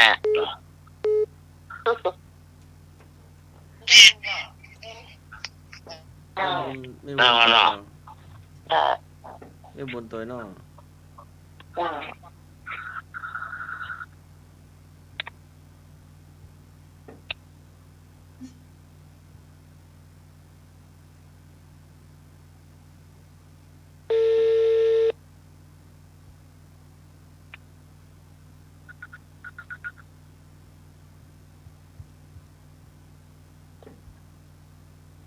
รักเมาก็ล็อกน้องเพื่อนหมายความว่าอะไร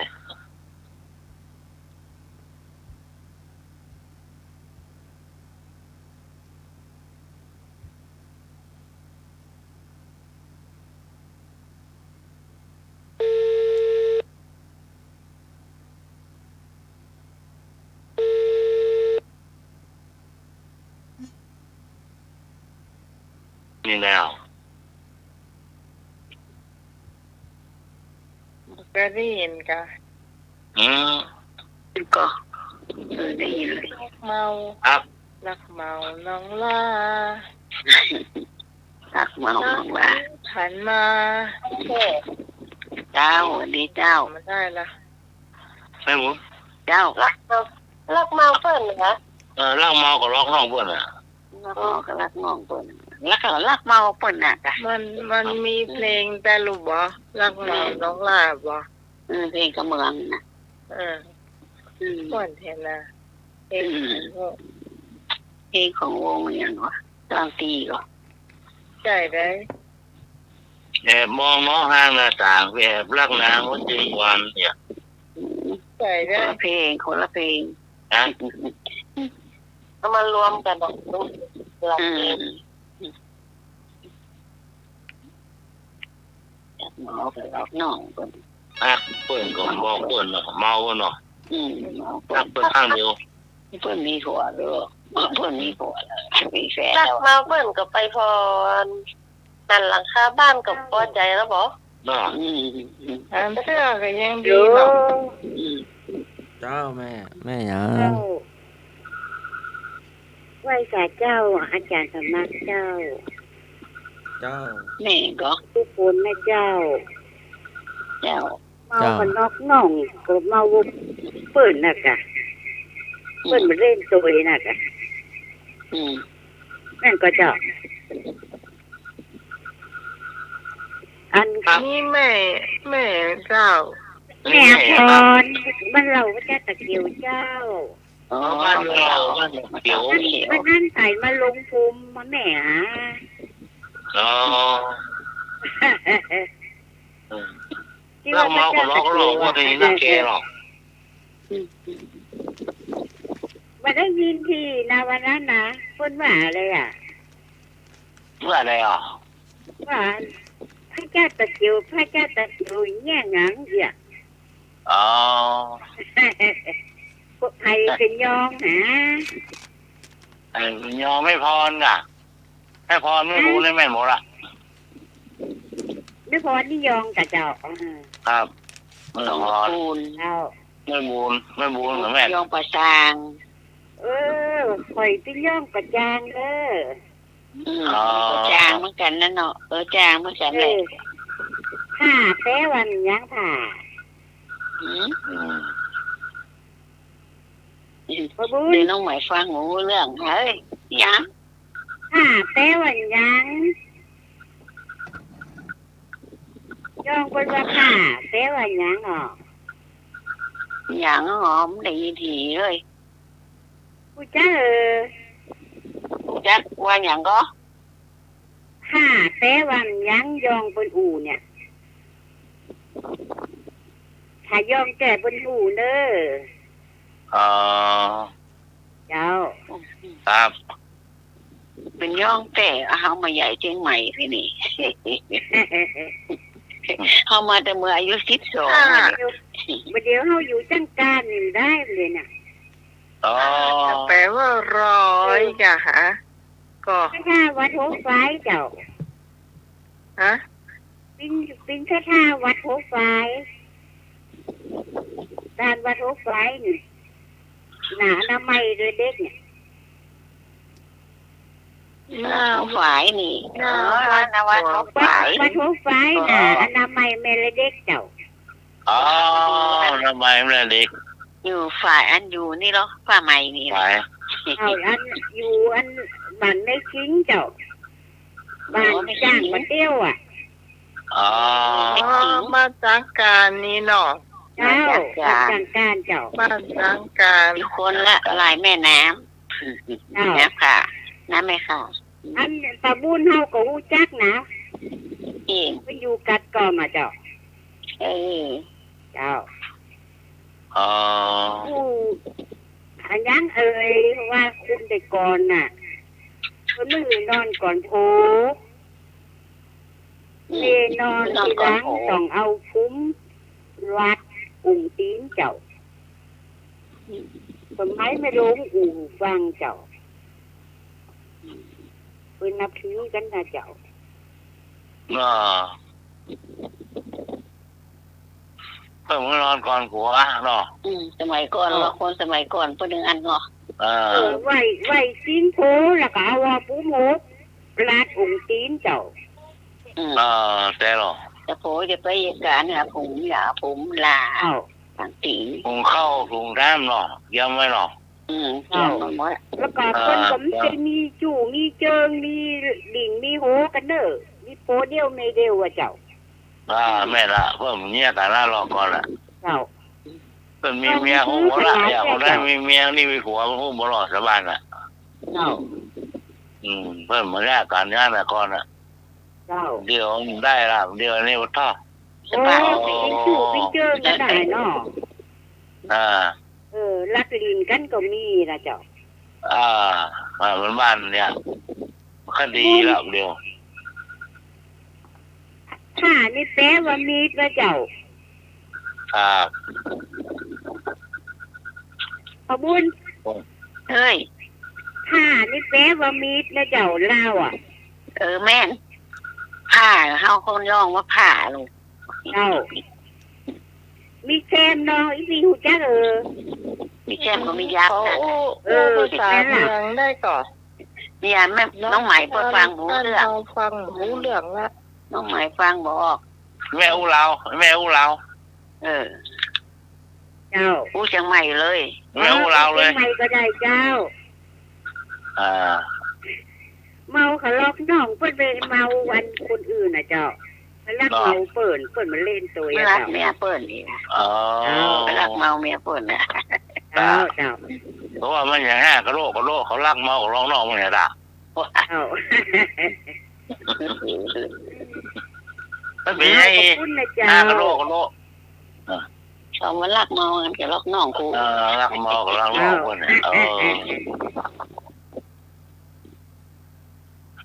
การหน้าเท้าฟังมาหูเรื่องอาจารย์สมัครคำให้ ไปใหญ่อ่ะไอ้หนุ่ยหูเรื่องแค่หน่อย เอาก็ย่องมาลง กัน เฮ้ยพรมีไหน แล้วแซ่ไปไอ้ที่คนอ่ะ ตอนรู้แล้วก็ ไปละก้าจ้าขี้รูดไหนพรนะ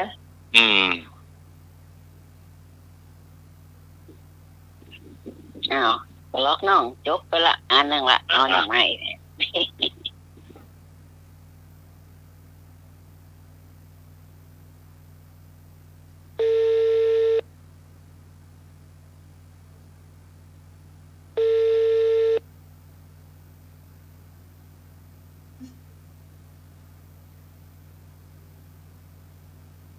อ้าว มาละมาแล้วอ่ะ โดนปีแล้วรุดไปเลย เออ พี่คอนนี่พี่รุด แม่ไม่รู้จักเด้อ ต่อไปเป็นเตี้ยจำได้ก่อนว่าจะเล่าเรื่องอย่างให้หน่อยเจ้า เจ้า อืม ไม่ลืมละ เออ นี่คือเตี้ย เรื่องใดมันนั่งฟังเปิ้นบรรยายแล้วมันรับคนนี้อ่ะ อ๋อมีเจ้าเนี่ย เจ้า เจ้าไปประชุมเนาะคนบรรยายกันห้องแอร์เย็นจ้ะเป็นบรรยายไปสักชั่วโมงไปแล้วมันนั่งหน้าดูผมเลยล่ะแล้วมันให้รับอ่ะเรารับมันวางเอกเปล่าคออ้าวหัวโต๊ะข้าวตาโหม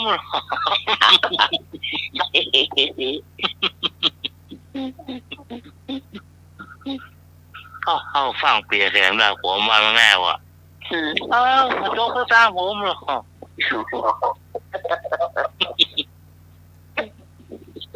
เพื่อนอธิบายรู้ทำแม่ชั่วโมงป่าแค่2 ชั่วโมงแล้วนั่งหน้าแถวหน้ากันได้ละ มันก็ให้รับอ่ะเนาะ รับตาหรอมารับอ่ะมารับเข้าไปหรอเดี๋ยวกำ ชี้อ่ะ ว่าไม่แน่ว่ะเข้าฟังเปียแข็งแล้วออกเปล่าคออ่ะอ้าวหัวโต๊ะข้าวตาอยู่แค่โหม แต่ว่าเปิ้นเอาสตางค์มันไปอยู่ โอ้ สตางค์เป็นบาทกันว่า มันฝัน เจ้าไอ้หนุ่ยฟังว่าสตางค์มันมีเป็นมัดอยู่อะโอ้ คนหลงคนหลายก็พอได้มาคนเดียวอ่ะไม่ได้จะฝันกันมันก็จังออกมา รับก็นอนั่งรับอ่ะแอร์เย็นหรอท่อ รับแล้วก็ฟันน่ะ วางไม่แน่ว่ะมึงวางมันฟังเปียกน่ะฟังเปียแข็งไม่ได้ก็ท่อแล้วปุ๊บเลยตั้มไปว่าฟังเปียแข็งมาโต๊ะก็ตั้งโหม เรากำลังเปียมันพอดีละ ปิดโต๊ะเจ้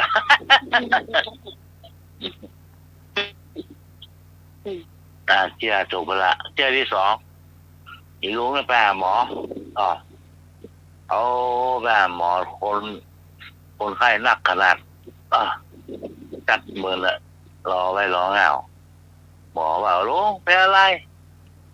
ผมมาเป็นยังครับลงมาทำไมเคยมาบอกหมอนะลุงอยู่แถวไหนอยู่บ้านข้างหมอละบอกเรื่องอะไร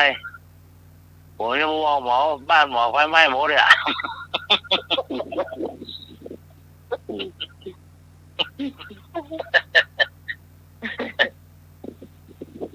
รอไม่รอรอคนไข้หมดจะบอกกับหมอไฟไหม้บ้านนะมันก็ไม่เหลือว่ะเนาะแตกตุ๊บว่ะแตกตุ๊บว่ะหันแตกตุ๊บว่ะตัวแรก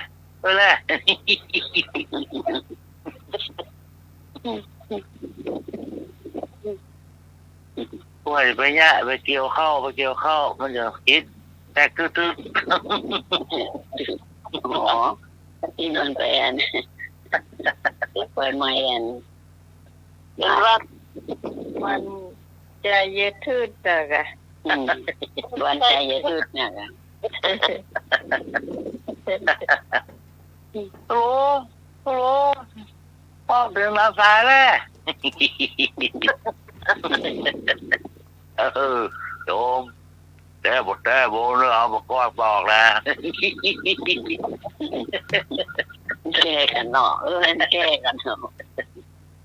ฮัลโหลแต่คือทั้งนั้นใจเย็นๆเถอะ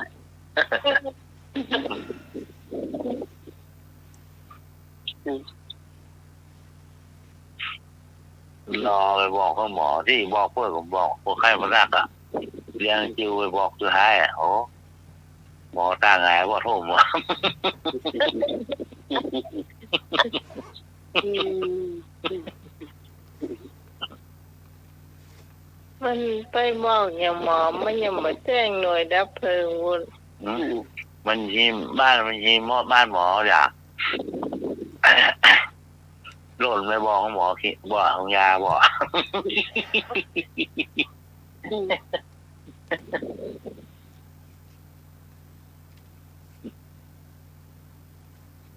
นี่บอกหมอของยาพุ่น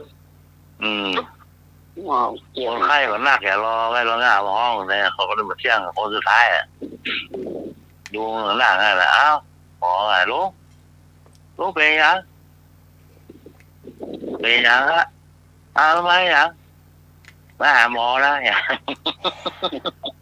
เป็นหนังคาได้เมืองใหม่ก็หมดแล้ว แล้วบ้านลุงอยู่ไหนอยู่ข้างบ้านหมอละโอ้ผู้จ้าของการผู้จ้ากันเนี่ยผมบอกว่าหมอไฟไหม้ หนังคาจะบอกเปล่าก็หนังการมันหนังคาไหม้หมดหลังเลย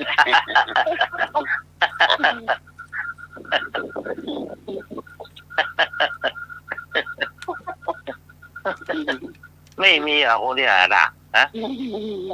มีกัน ฮะ มี มีหรอ มีสันติธรรมมั้งเนาะ โอ้ คนอู้เนี่ยจ้ะ โอ้ใครจะตื้อไฟไหม้ตื้อ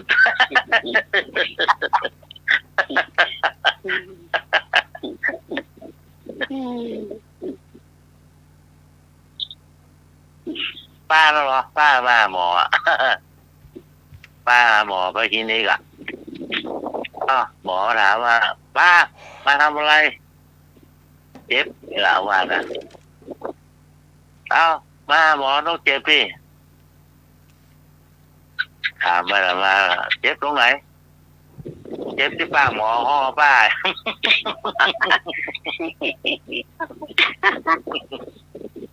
ที่ตรงไหนเป็นห้องป่า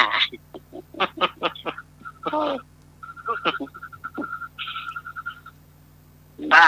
เจ็บตรงไหนเจ็บเข้าใจวุ่นว่ะโอ้เจ็บเรื่องอะไรเจ็บที่หมอเรียกผ้า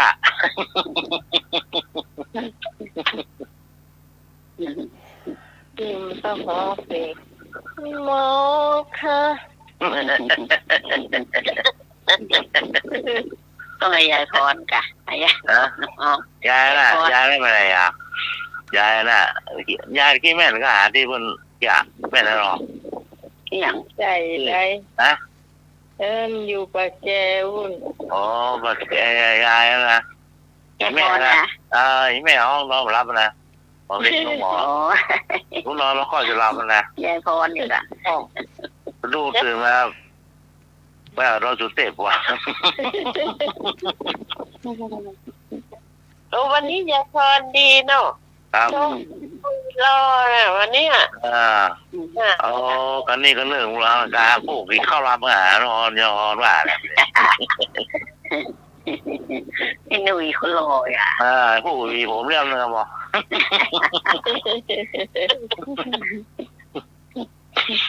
ผู้เยอะน้ำมันใส่เรื่องแรกจะบอกหมอมานะหรอ แม่นั่นตันโจกะ แล้วมันจะโตนะ ตันโจนะเนาะ เอาเองเอาผีผมเรื่อง ระวังเนอะ ฮะ แล้วมันบอกนะรถก็จะต่อเนอะ ผีผมเรื่องเองเหรอคืออะไรด่าเนาะ ยังพูดกับอยู่กับแม่เนาะแต่ เอามาไข่หัวอะไรมาไข่หัวเราอ่ะ แล้วถ้าสมัครได้ที่เรื่องแล้วนะเกียร์ เที่ยสมัคร ถ้าสมัครของเหรอ ลากรับก็เที่ย เกียร์แค่รับไปละ หาไว เที่ยลากรับก็ ๆหาไวๆจบ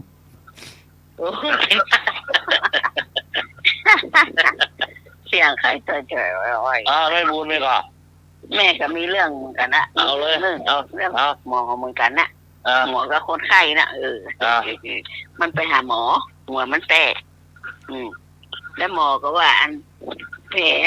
ที่หัวคุณนี่นะต้องเที่ยงค่าใช้จ่าย1,000 โดมันได้ยินแล้วนะมันก็ว่าคนไข้มันก็ว่าคุณหมอ เย็บบางๆเย็บห่างๆก็ได้มันต้องเย็บถี่ย่อยบ่มันควรได้เสียงสบายบอกว่าให้เย็บห่างๆก็ได้ว่ามันจะได้เสียงกลางถูกอ่ะหัวมันแตกจบแล้วแค่นี้อ่ะแล้วละเจ้าพงเนี่ยพงมาโทรเข้ามาอู้ควันลง เลยนครเหนือ ควันลงเป็นวัฒบาทเด้อเจ้าวัฒบาทนี่มันเป็นมี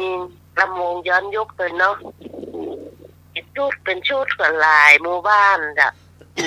ถ้าหมู่บ้านกับโซโทเป็นดาวของบ้านมาเนาะถ้าเจ้านี่ไปชมลมออกกำลังกายสถานโรคไปกาเศร้าเลยถ้าตบลำไปฟ้อนไปเดี๋ยวเอาปืนสู้ไปจะแก้เป็นดาวไรที่ระยับอยู่บนเพื่อนนะทำไป10 คนกับปืนชิ่วขึ้นไปแล้วมีดาวมีอย่างออกมาเป็นแสงเป็นสีน่ะไฟสีนะกับไฟแสงไฟนะกับไฟสีแล้วผู้พยาบนี่มีเวลาแห่งอย่างหนึ่งเวลานี่เป็นลำไปน้ำหนังโดยเป็นปี้เข้าแคบโดยสินค้าทางพยาบเนาะลำไปกับปิ้งน้ำหนังไปโดยค่ะลำไปกับปิ้งเข้าแคบโดยเป็นงามไปแหมอย่างหนึ่งเป็นว่านะจ๊ะมีติ๊กนี่ปีหนึ่งม่วนนี่แบบงานแบบ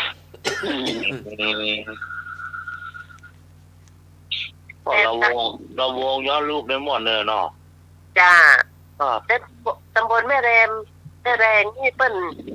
ก็มันใหญ่ๆลำโดยกับใส่โทรศัพท์นะเสียงดังพงไหมบอกได้พงอ่ะไอ้พงดาเซฟเนอวันนี้นะ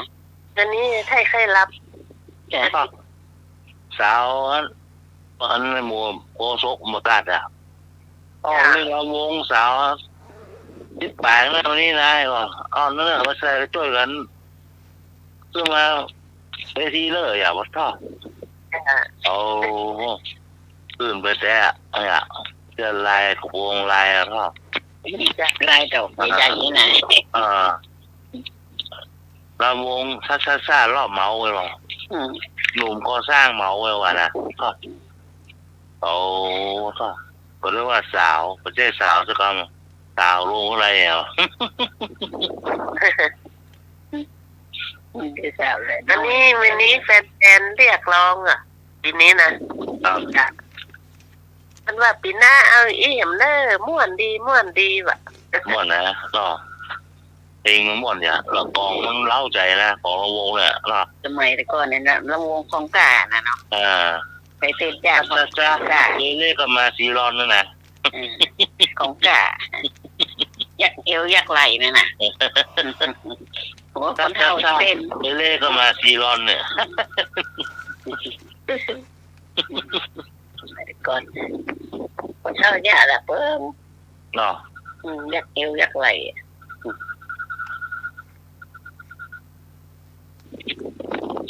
หมดไปได้ยังอย่างบอกถ้าสมาร์ทก่อนไปหายใจใส่โทรศัพท์เนี่ยไปโหไปโหนั่นไอ้โป่งแบบโป่งไปหายใจใส่โทรศัพท์เนี่ยเดี๋ยวครับผมไอ้ผมมันน่ะแม่นวลมาแล้วแม่นวลมาแล้วสวัสดีแม่นวลได้ตื่นแล้วดื้อแม่นอนหลับได้ตื่นแล้วไม่ตื่นจากพอดีแต่เจ้าเรื่องความเก่าความหลังเนี่ยมันม่วนนะเนาะเนี่ยคอมพิวเตอร์อะลูกได้ตลอดเวลาอะลูกมาแต่เจ้าพอดีแต่พูดถึงสมัยก่อนกับเดี๋ยวนี้มันไกลกันเนาะแต่ก่อนมีลิเกมีอย่างเนาะลิเกก็ม่วนหรอจ้ะจ้ะมันจะมีคณะหนึ่งเนาะออกแขกแล้วอ่ะ ถ้ากับคนที่จะไปแสดงมันมาเสือแล้วมันลิเกหัดใหม่กำลังได้3 วันนะมันโยออกไปนั่งตรงนอกนั่งโต๊ะโมดมันนี่ใดก็ไปจ้างเนี้ยนะคนดูก็ต่อหอกันอย่างนี้นะถ้าคนที่แสดงมันยังมาเตือมันจะมันเป็นลิเกหัดใหม่อะไรผมเป็นลิเกบ้านโลกออกมานั่งโต๊ะโมจะร้องเพลงอย่างดีหาอย่างแล้วมันก็ได้แต่จะร้องเพลงอย่างดีหานะแล้วคนดูก็เริ่มละตอนนั้นมันเป็นอ้อยซ่อมบนกินเป็นที่เป็นอ้อยซ่อมมันเป็นแว่นๆน่ะเนาะครับเริ่มเอาอ้อยขว้าง เสียบไม้วงนะแม่นเอาน้ำแข็งขว้างขึ้นห้องละเอาเข้าเอารองเท้าแตะน่ะขว้างขึ้นเพราะว่ามาเกิดได้ก็จะร้องเพลงอย่างดีหาเนี่ยเริ่มมาหินก็น้อยขึ้นแล้วถ้าพิพาทมันจะขึ้นก็ขึ้นมาได้อ่ะถ้ากู้มันหันท่ามันจะไล่คนที่ยุกมาออกมานะเพราะว่ามันจะเริ่มมีบดินขี่ขึ้นมาแล้วร้องเพลงอย่างกระจ้างชิงมาต้องมาถามฮะตอนนั้นพี่พาทจะขึ้นแล้วหรอเก่งได้แล้วหรอแล้วคู่มันตอนนี้มันโยไอ้นั้นออกมานะมันกำลังควันบุหรี่แล้วมันโยมันออกมาเหรอจริงมาต้องมาถามเก่งปันบ่ได้ยาคุยมันปันบุหรี่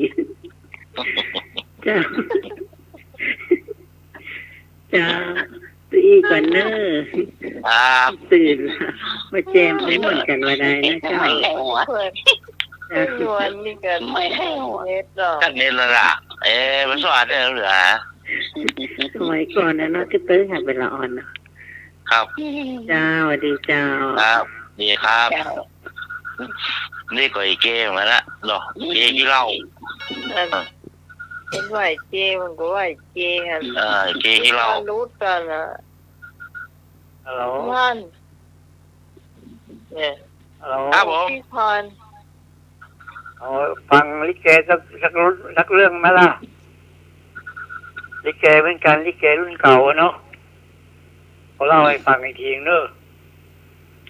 แต่หลวงตาเดี๋ยวหลวงตาคิดหรือยังว่ามันเป็นคำสุภาพไหมสุภาพแต่มันมีเบื้องหลังนิดหน่อยนะเขาเป็นพระเอกมันมาไงถ้าไม่สุภาพไม่ให้โอกาสแรงไปแล้วก็ว่ากันตามคนที่เขาเป็นเจ้าโผนะเขาไม่เคยเป็นพระเอกดิเขาเป็นผู้ร้ายเอามาเล่นแทน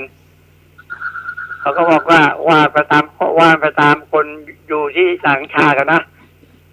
เพราะว่าขึ้นทับยังในดังมลังแก้วใช่ไหม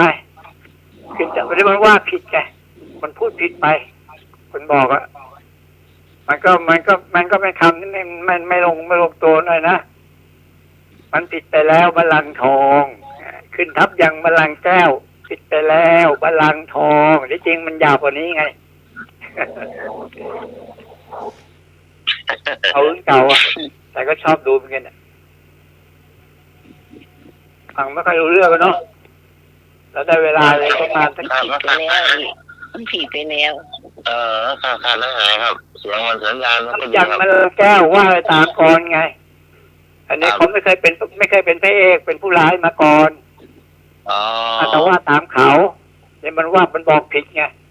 บรรทัดมลังแก้วอันนี้ว่าผิดไปแล้วมลังทองแต่มันหยาบนะคำนั้นมันดาวมาพูดขึ้นทับมลังแก้วอะไรผิดไปแล้วนะเป็นมลังทองมันหยาบไปกล้าออกรายการไงแบบคุณยายว่าเมื่อกี้เนี้ยก็เหลือเวลาก็15 นาทีได้แล้วมั้งเวลาเนาะ5 ทุ่มป่าแล้วดิ5 ทุ่ม35แล้วมั้งประเมินจบนะเรื่องมันไม่อยากจะพูดลงไปไงมันหยาบไม่ได้ค่ะไม่ให้ ไอ้อย่างจระเข้อย่างห่างขาด จระเข้เหรอ จระเข้ทำไมหางปูด อ๋อจระเข้ทำไมหางกุดมันใครเคยถามทีนี่เลย เดี๋ยวจระเข้ทำไมหางขาด จระเข้ทำไมหางขาด อันอย่างงับหางมัน ตะเภาแก้วตะเภาพอง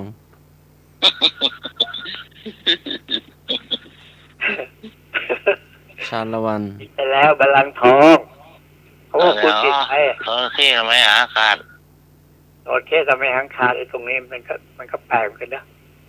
ถ้าก็ได้ฟังแล้วอันเนี้ย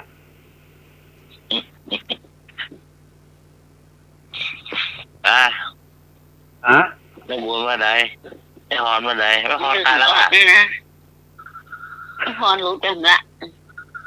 จะมักไม่หอนรู้หรือละ ถ้าตังค์จะบ่นแล้วถ้าตังค์เลยไม่กี่บาท3-4 บาทเองเท่านี้ก่อนเด้อ จ้าอ้าว ใกล้จะ6 โมงใกล้จะ6 ทุ่มแล้ว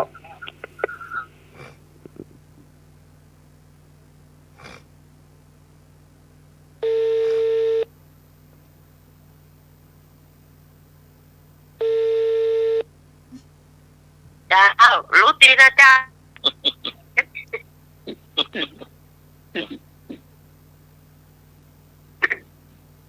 จะมาไม่ถามหรอ มาถาม อะอย่างแม่มันบินวนวงเต็มพื้นฟ้า อันอย่างอย่างไร แม่มัน แม่มันเดินวน บินวนวงเต็มพื้นฟ้า แม่มันเป็นท้องฟ้าดาวค่ะ แม่ฝน ไม่ฝนกะ เพิ่ง พึ่ง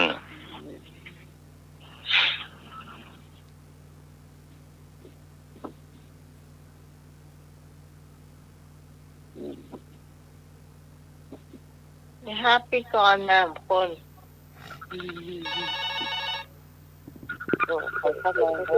สวัสดีครับ เจ้า ขอถามอะไรสักหน่อยนะครับ อะไรว่าจุด จุดกะ อะไรจุดโซเสือนำหน้า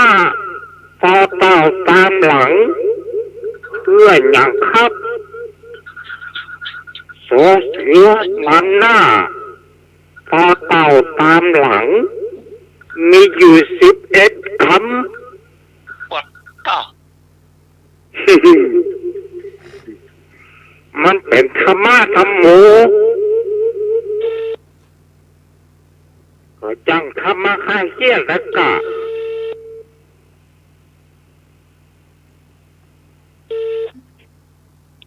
มันเป็นสิ่งที่เอาคือเปิ้นคนอื่นเป็นสิ่งที่เอาศูนย์นั่น ใช่ เขาวัดตังหลังต้องวัดตังก็ติ โอ้เรือนนำหน้า แล้วก็ตุก พอเต่าตามหลัง เป็นบทสวดหรือว่าเป็นอะไรอย่าง บทสวด เป็นบทธรรมะครับธรรมะ ธรรมะ ธรรมะกะมีตัวอย่างนำหน้า ต่อเสือน้ำหน้าขึ้นต้นสอเสือว่าได้สุกะ สังสมบุญ ใช่ โจกะ มันมีอยู่11 คำมันเป็นสิ่งที่เขาเปิ้นน่ะ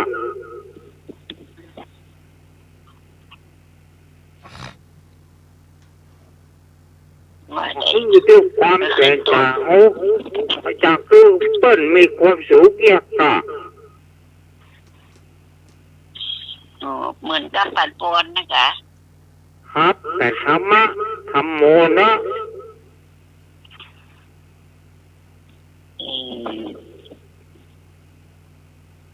อย่างง้อ เน่าเลยโปครับ ครับ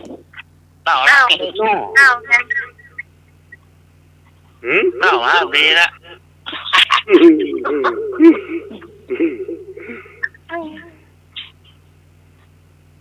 เต่าแท้กับข้าล่าเฮ้ย เม็ดโอ่ะ เลยแล้วเนาะ เฉลย ปะทานังสภาพทานัง นังชินาติ ที่นาทีนะครับ ลงถ้ามีเตาเต่าแล้วก็บติกระตุกระโตอันกระตัง โอเสือนามาสภาพทานังธรรมะทานังที่นาที ให้ธรรมะเป็นทานชนะการให้ทั้งปวง เป๋คือ อ๋อ ทุ ธรรมะใครเกียรติกะให้ธรรมะเป็นทานชนะการให้ทั้งปวง สาธุ นั่นแหละ มันก่อน ธรรมะให้ธรรมะชนะทั้งปวง อยู่ดังเสียวยิ่งเนี่ย ไอ้เปิดหูหนึ่งนี่ดูเปิดปิดแล้วเรียบร้อย แล้วก็ตัวแห้งเลย ไอ้นึกนี่มันใจธรรมดานะโอ้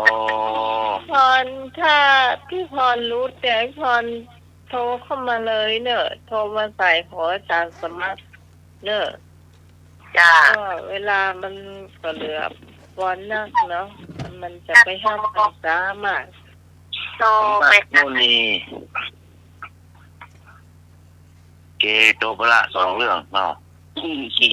จังเลย ที่ก็บอกว่ารู้เนี่ย ถ้าเงียบไปนี่แสดงว่ารู้ได้ยินเสียงก่อน พี่พรตอบมาเลย ก่อนมีก็คือก่อน ไม่เว้นมาใช้หัวก็ได้มาใช้หัวมันละ หน้าม้าเนาะ ตดในใจมั้ง เป็นหน้าม้าเนาะ ใช่เอาแซวไอ้นึกก็ได้มีอันนึงครับ โจ้งเข้าไปเป็นสีเขียวตกลงมาเป็นสีแดงอย่าง ที่แต่ ไม่ใช่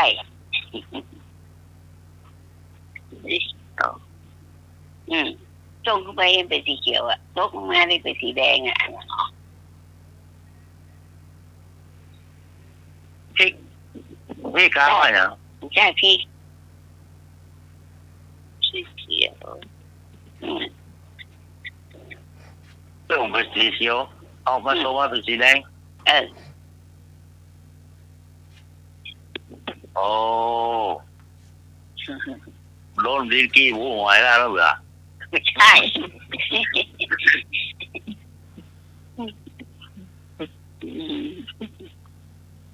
หนาวเลยอ่ะ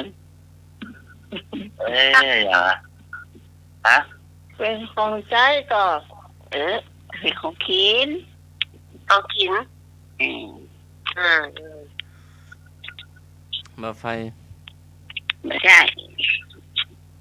มาเขียง มานั่ง ลิ้นจี ไม่ใช่ก็ บอนค่ ไม่ใช่ ของกิน กินได้ ำเข้าไง ไม่เกี่ยวอีก โด่งขึ้นบนโตมาเป็นสีแดง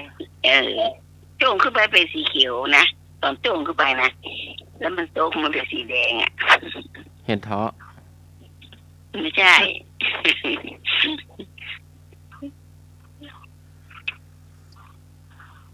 อย่างนะ เน่าอย่าง เน่า เน่า มาเต้าแม่นก็แม่นมาแล้วเข้ามาแทนก็เป็นสีแดงเนี่ย ตกมาแตกกับออกมาเป็นแดงมาลื่นนะหนูเดี๋ยว เรียบ น ร้ อ อน ย วันค่ำอยู่ต่ำขี้สูง อย่างก็ นอนวันค่ำขี้ต่ำขี้สูง อยู่ต่ำขี้สูง นอนวันค่ นอนวันค่ อยู่ต่ำขี้สูง ำตาม เคย ขี้อ ถา ย่าม ง ม วะขี้อย่างน้ำหมอนอยู่ตามขี้อย่างอ่ะ ำเพราะว่า ไม่ดีแม่ชาติอะเนาะ นอนวันค่ำอยู่ต่ำขี้สูง ดำที่สูง โอ้ที่ต่ำที่สูงกะ หมอน นอนวันค่ำอยู่ต่ำที่สูง นอนวันค่ำอยู่ต่ำขี้สูง โอ้อยู่ต่ำแล้วก็ขี้สูง นอนวันค่ำอยู่ต่ำขี้สูงเป็นอย่างวะ ออกไป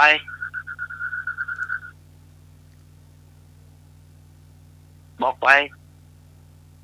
ยัง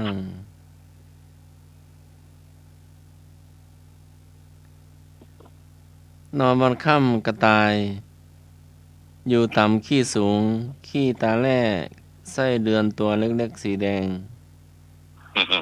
โอ้โห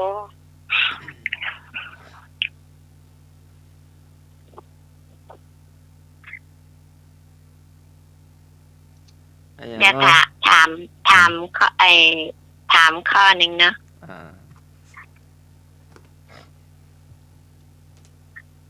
เขื่อนอะไรกักน้ำไม่อยู่เขื่อนหัวจ้ะไม่ใช่จังเขื่อนแตกก็ไม่ได้ ไม่ใช่ใช่ไอ้หน่วยเขื่อนยังเอา เพื่อนรู้ เพื่อนอะไรกลางน้ำไม่อยู่เลยอ่ะ จ้า เขื่อนแม่กวง ก็ยังไม่ใช่ เพื่อนไม่งัด ใช่ฟังตัวลุงทองเมื่อเช้านี้แล้วคนหนึ่งเขาตอบว่าเขื่อนแม่กวงนะมาถูกก็หาอีกละแล้วอันน้องไอ้อย่างไม่รู้โทรมาว่าอันเขื่อนไม่งัดด้วยถ้ามันงัดออกไปน้ำมันก็ไหลวะถ้าเก็บน้ำมันอยู่ตัวลุงว่าถ้าจะถูกก็หาอีกว่า น้ำมาอยู่น้ำมาอยู่มึงก็ต้องเขื่อนแม่กวงไงเนาะ ก็ตัวลุงว่ามาถูกก็หาอีกละไม่รู้และอีกคนก็บอกว่าเขื่อนไม่งัดตัวลุงว่าถ้าจะถูกอยู่หาอีกแล้วบอกเนี้ย แสดงว่ายังคนที่ถามยังไม่แน่ใจ ตัวลุงว่าตัวลุงเขาโทรมาหาตัวลุงแล้วตัวลุงตอบอย่างเงี้ยถ้ามีสองอย่างก็คนหนึ่งตอบเขื่อนไม่กวงตัวลุงก็ว่ามาถูกก็หาอีกแล้วอีกคนหนึ่งตอบว่าเขื่อนไม่งัดถ้าจะถูกนะอาจจะมีตัวลุง ไอ้ยาเสื้อมันมีแขน จะกล้าม หัวใจ เสื้อมาห้อย หัวใจ เสื้อมีแขนเสื้อมันมีแขนมันกับแขนกู๊ดนะคะเสื้อ มากำลัง หัวใจ มันมีห้องกำมือนะก็ได้ยินอยู่ ไอ้ยาเสื้อมีแขน เสื้อมะฮ่อ หัวใจ เรือบาห้อย หัวใจ เสื้อคนเท่า หัวใจ เสื้อมากำลัง เหมือนเคยได้ยินนะแต่จำไม่ได้จ้ะมันเคยได้ยิน โอ้มึงนี่เอาจูจะดีละเอาจำมาแล้วรู้จักจูละ ตอบสุดท้ายเนอะสุดท้ายล่ะ อะไรเสื้อไม่มีแขน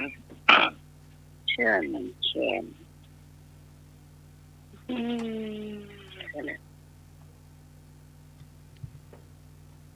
อย่างน้อย เสื้อแขนสั้น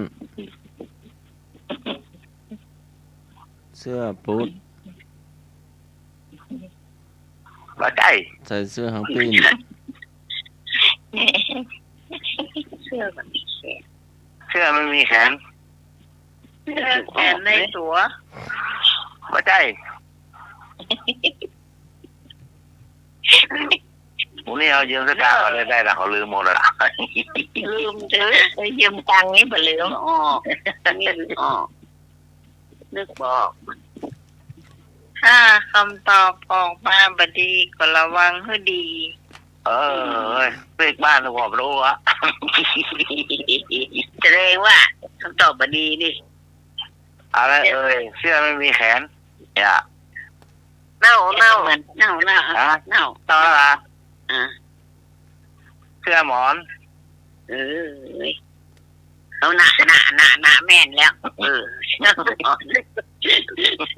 มันดูมีแขนไปอย่าไม่หูก็ได้แล้วซุกเข้าไป โอ้นั่นนอนแต่นอนว่าเพราะแก้มปวดแจ๋หมดอะ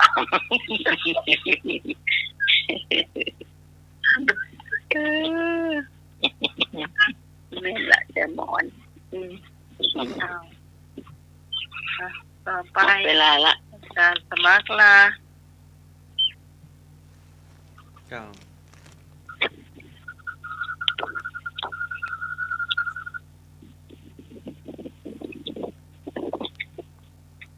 ขันติตะโปตาปัสสิโน ความอดทนเป็นตบะของผู้ภาคเพียรค่ำคืนนี้ก็กราบนมัสการและเจริญพร ครับโอ้ สาเจ้าสาธุ วันนี้ต้องขอบคุณคุณผู้ฟังด้วยเสียงรุ่งสายที่มาช่วยกันจัดรายการธรรมะคลายเครียดให้ผ่านพ้นไปด้วยดีนะเจ้า ขอบคุณพระอาจารย์พระครูสมุวิศวัตรวรกิจโจผู้อำนวยการสถานีผู้ควบคุมเสียงเลือกเพลงเป็นผู้ฟังได้ฟังด้วยสำหรับพระเจ้าพิสมัยสุริโยดรเจ้าจากบ้านรันตันตำบลเมืองแก้วอำเภอแม่ริมจังหวัดเชียงใหม่เราจะมาป้ากันใหม่เจ้าในวันต่อไปนะเจ้าสำหรับวันนี้ขอบคุณพระอาจารย์เนาะขอบคุณพระอาจารย์สมัครงานตัวแต่ละคนก็แล้วกันเจ้า ให้บุญกัดก้อมเจ้า ป้าหนุ่ยสวัสดีครับครับผมสวัสดีครับ พี่พรตาเจ้าเจ้า เจ้าพี่กรกมลเขยกลางโดยน้อยพัฒนาจ้ะ เจ้าวันนี้เราจะมาฮ้องเพลงเนื้อของสัตว์เอาอย่างสว่างยังไม่สุดสุดนั่นเนี่ยก็ เอาเองอ่ะ ก็เบอร์เหมือนกันนะก็จะฮ้องเพลงคนละมันทัดหนูนี่นะ ผมเป็นลิเกแม่หอพระอย่า อีกแค่อาศัย นั่งก็ตะจะนอนก็ตะอย่า ตอนเย็นๆกินขนมเส้นกับหนังปอก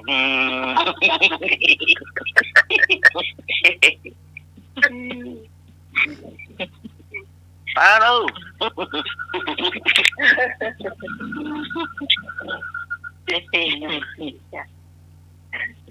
รอเพลงอาจารย์ขึ้นมาก่อนนะ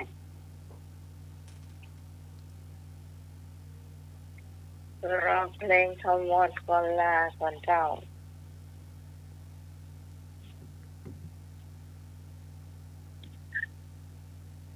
อาจารย์ตั้งไว้ก่อนเปิดวิทยุเนอะเดี๋ยวมันไปพร้อม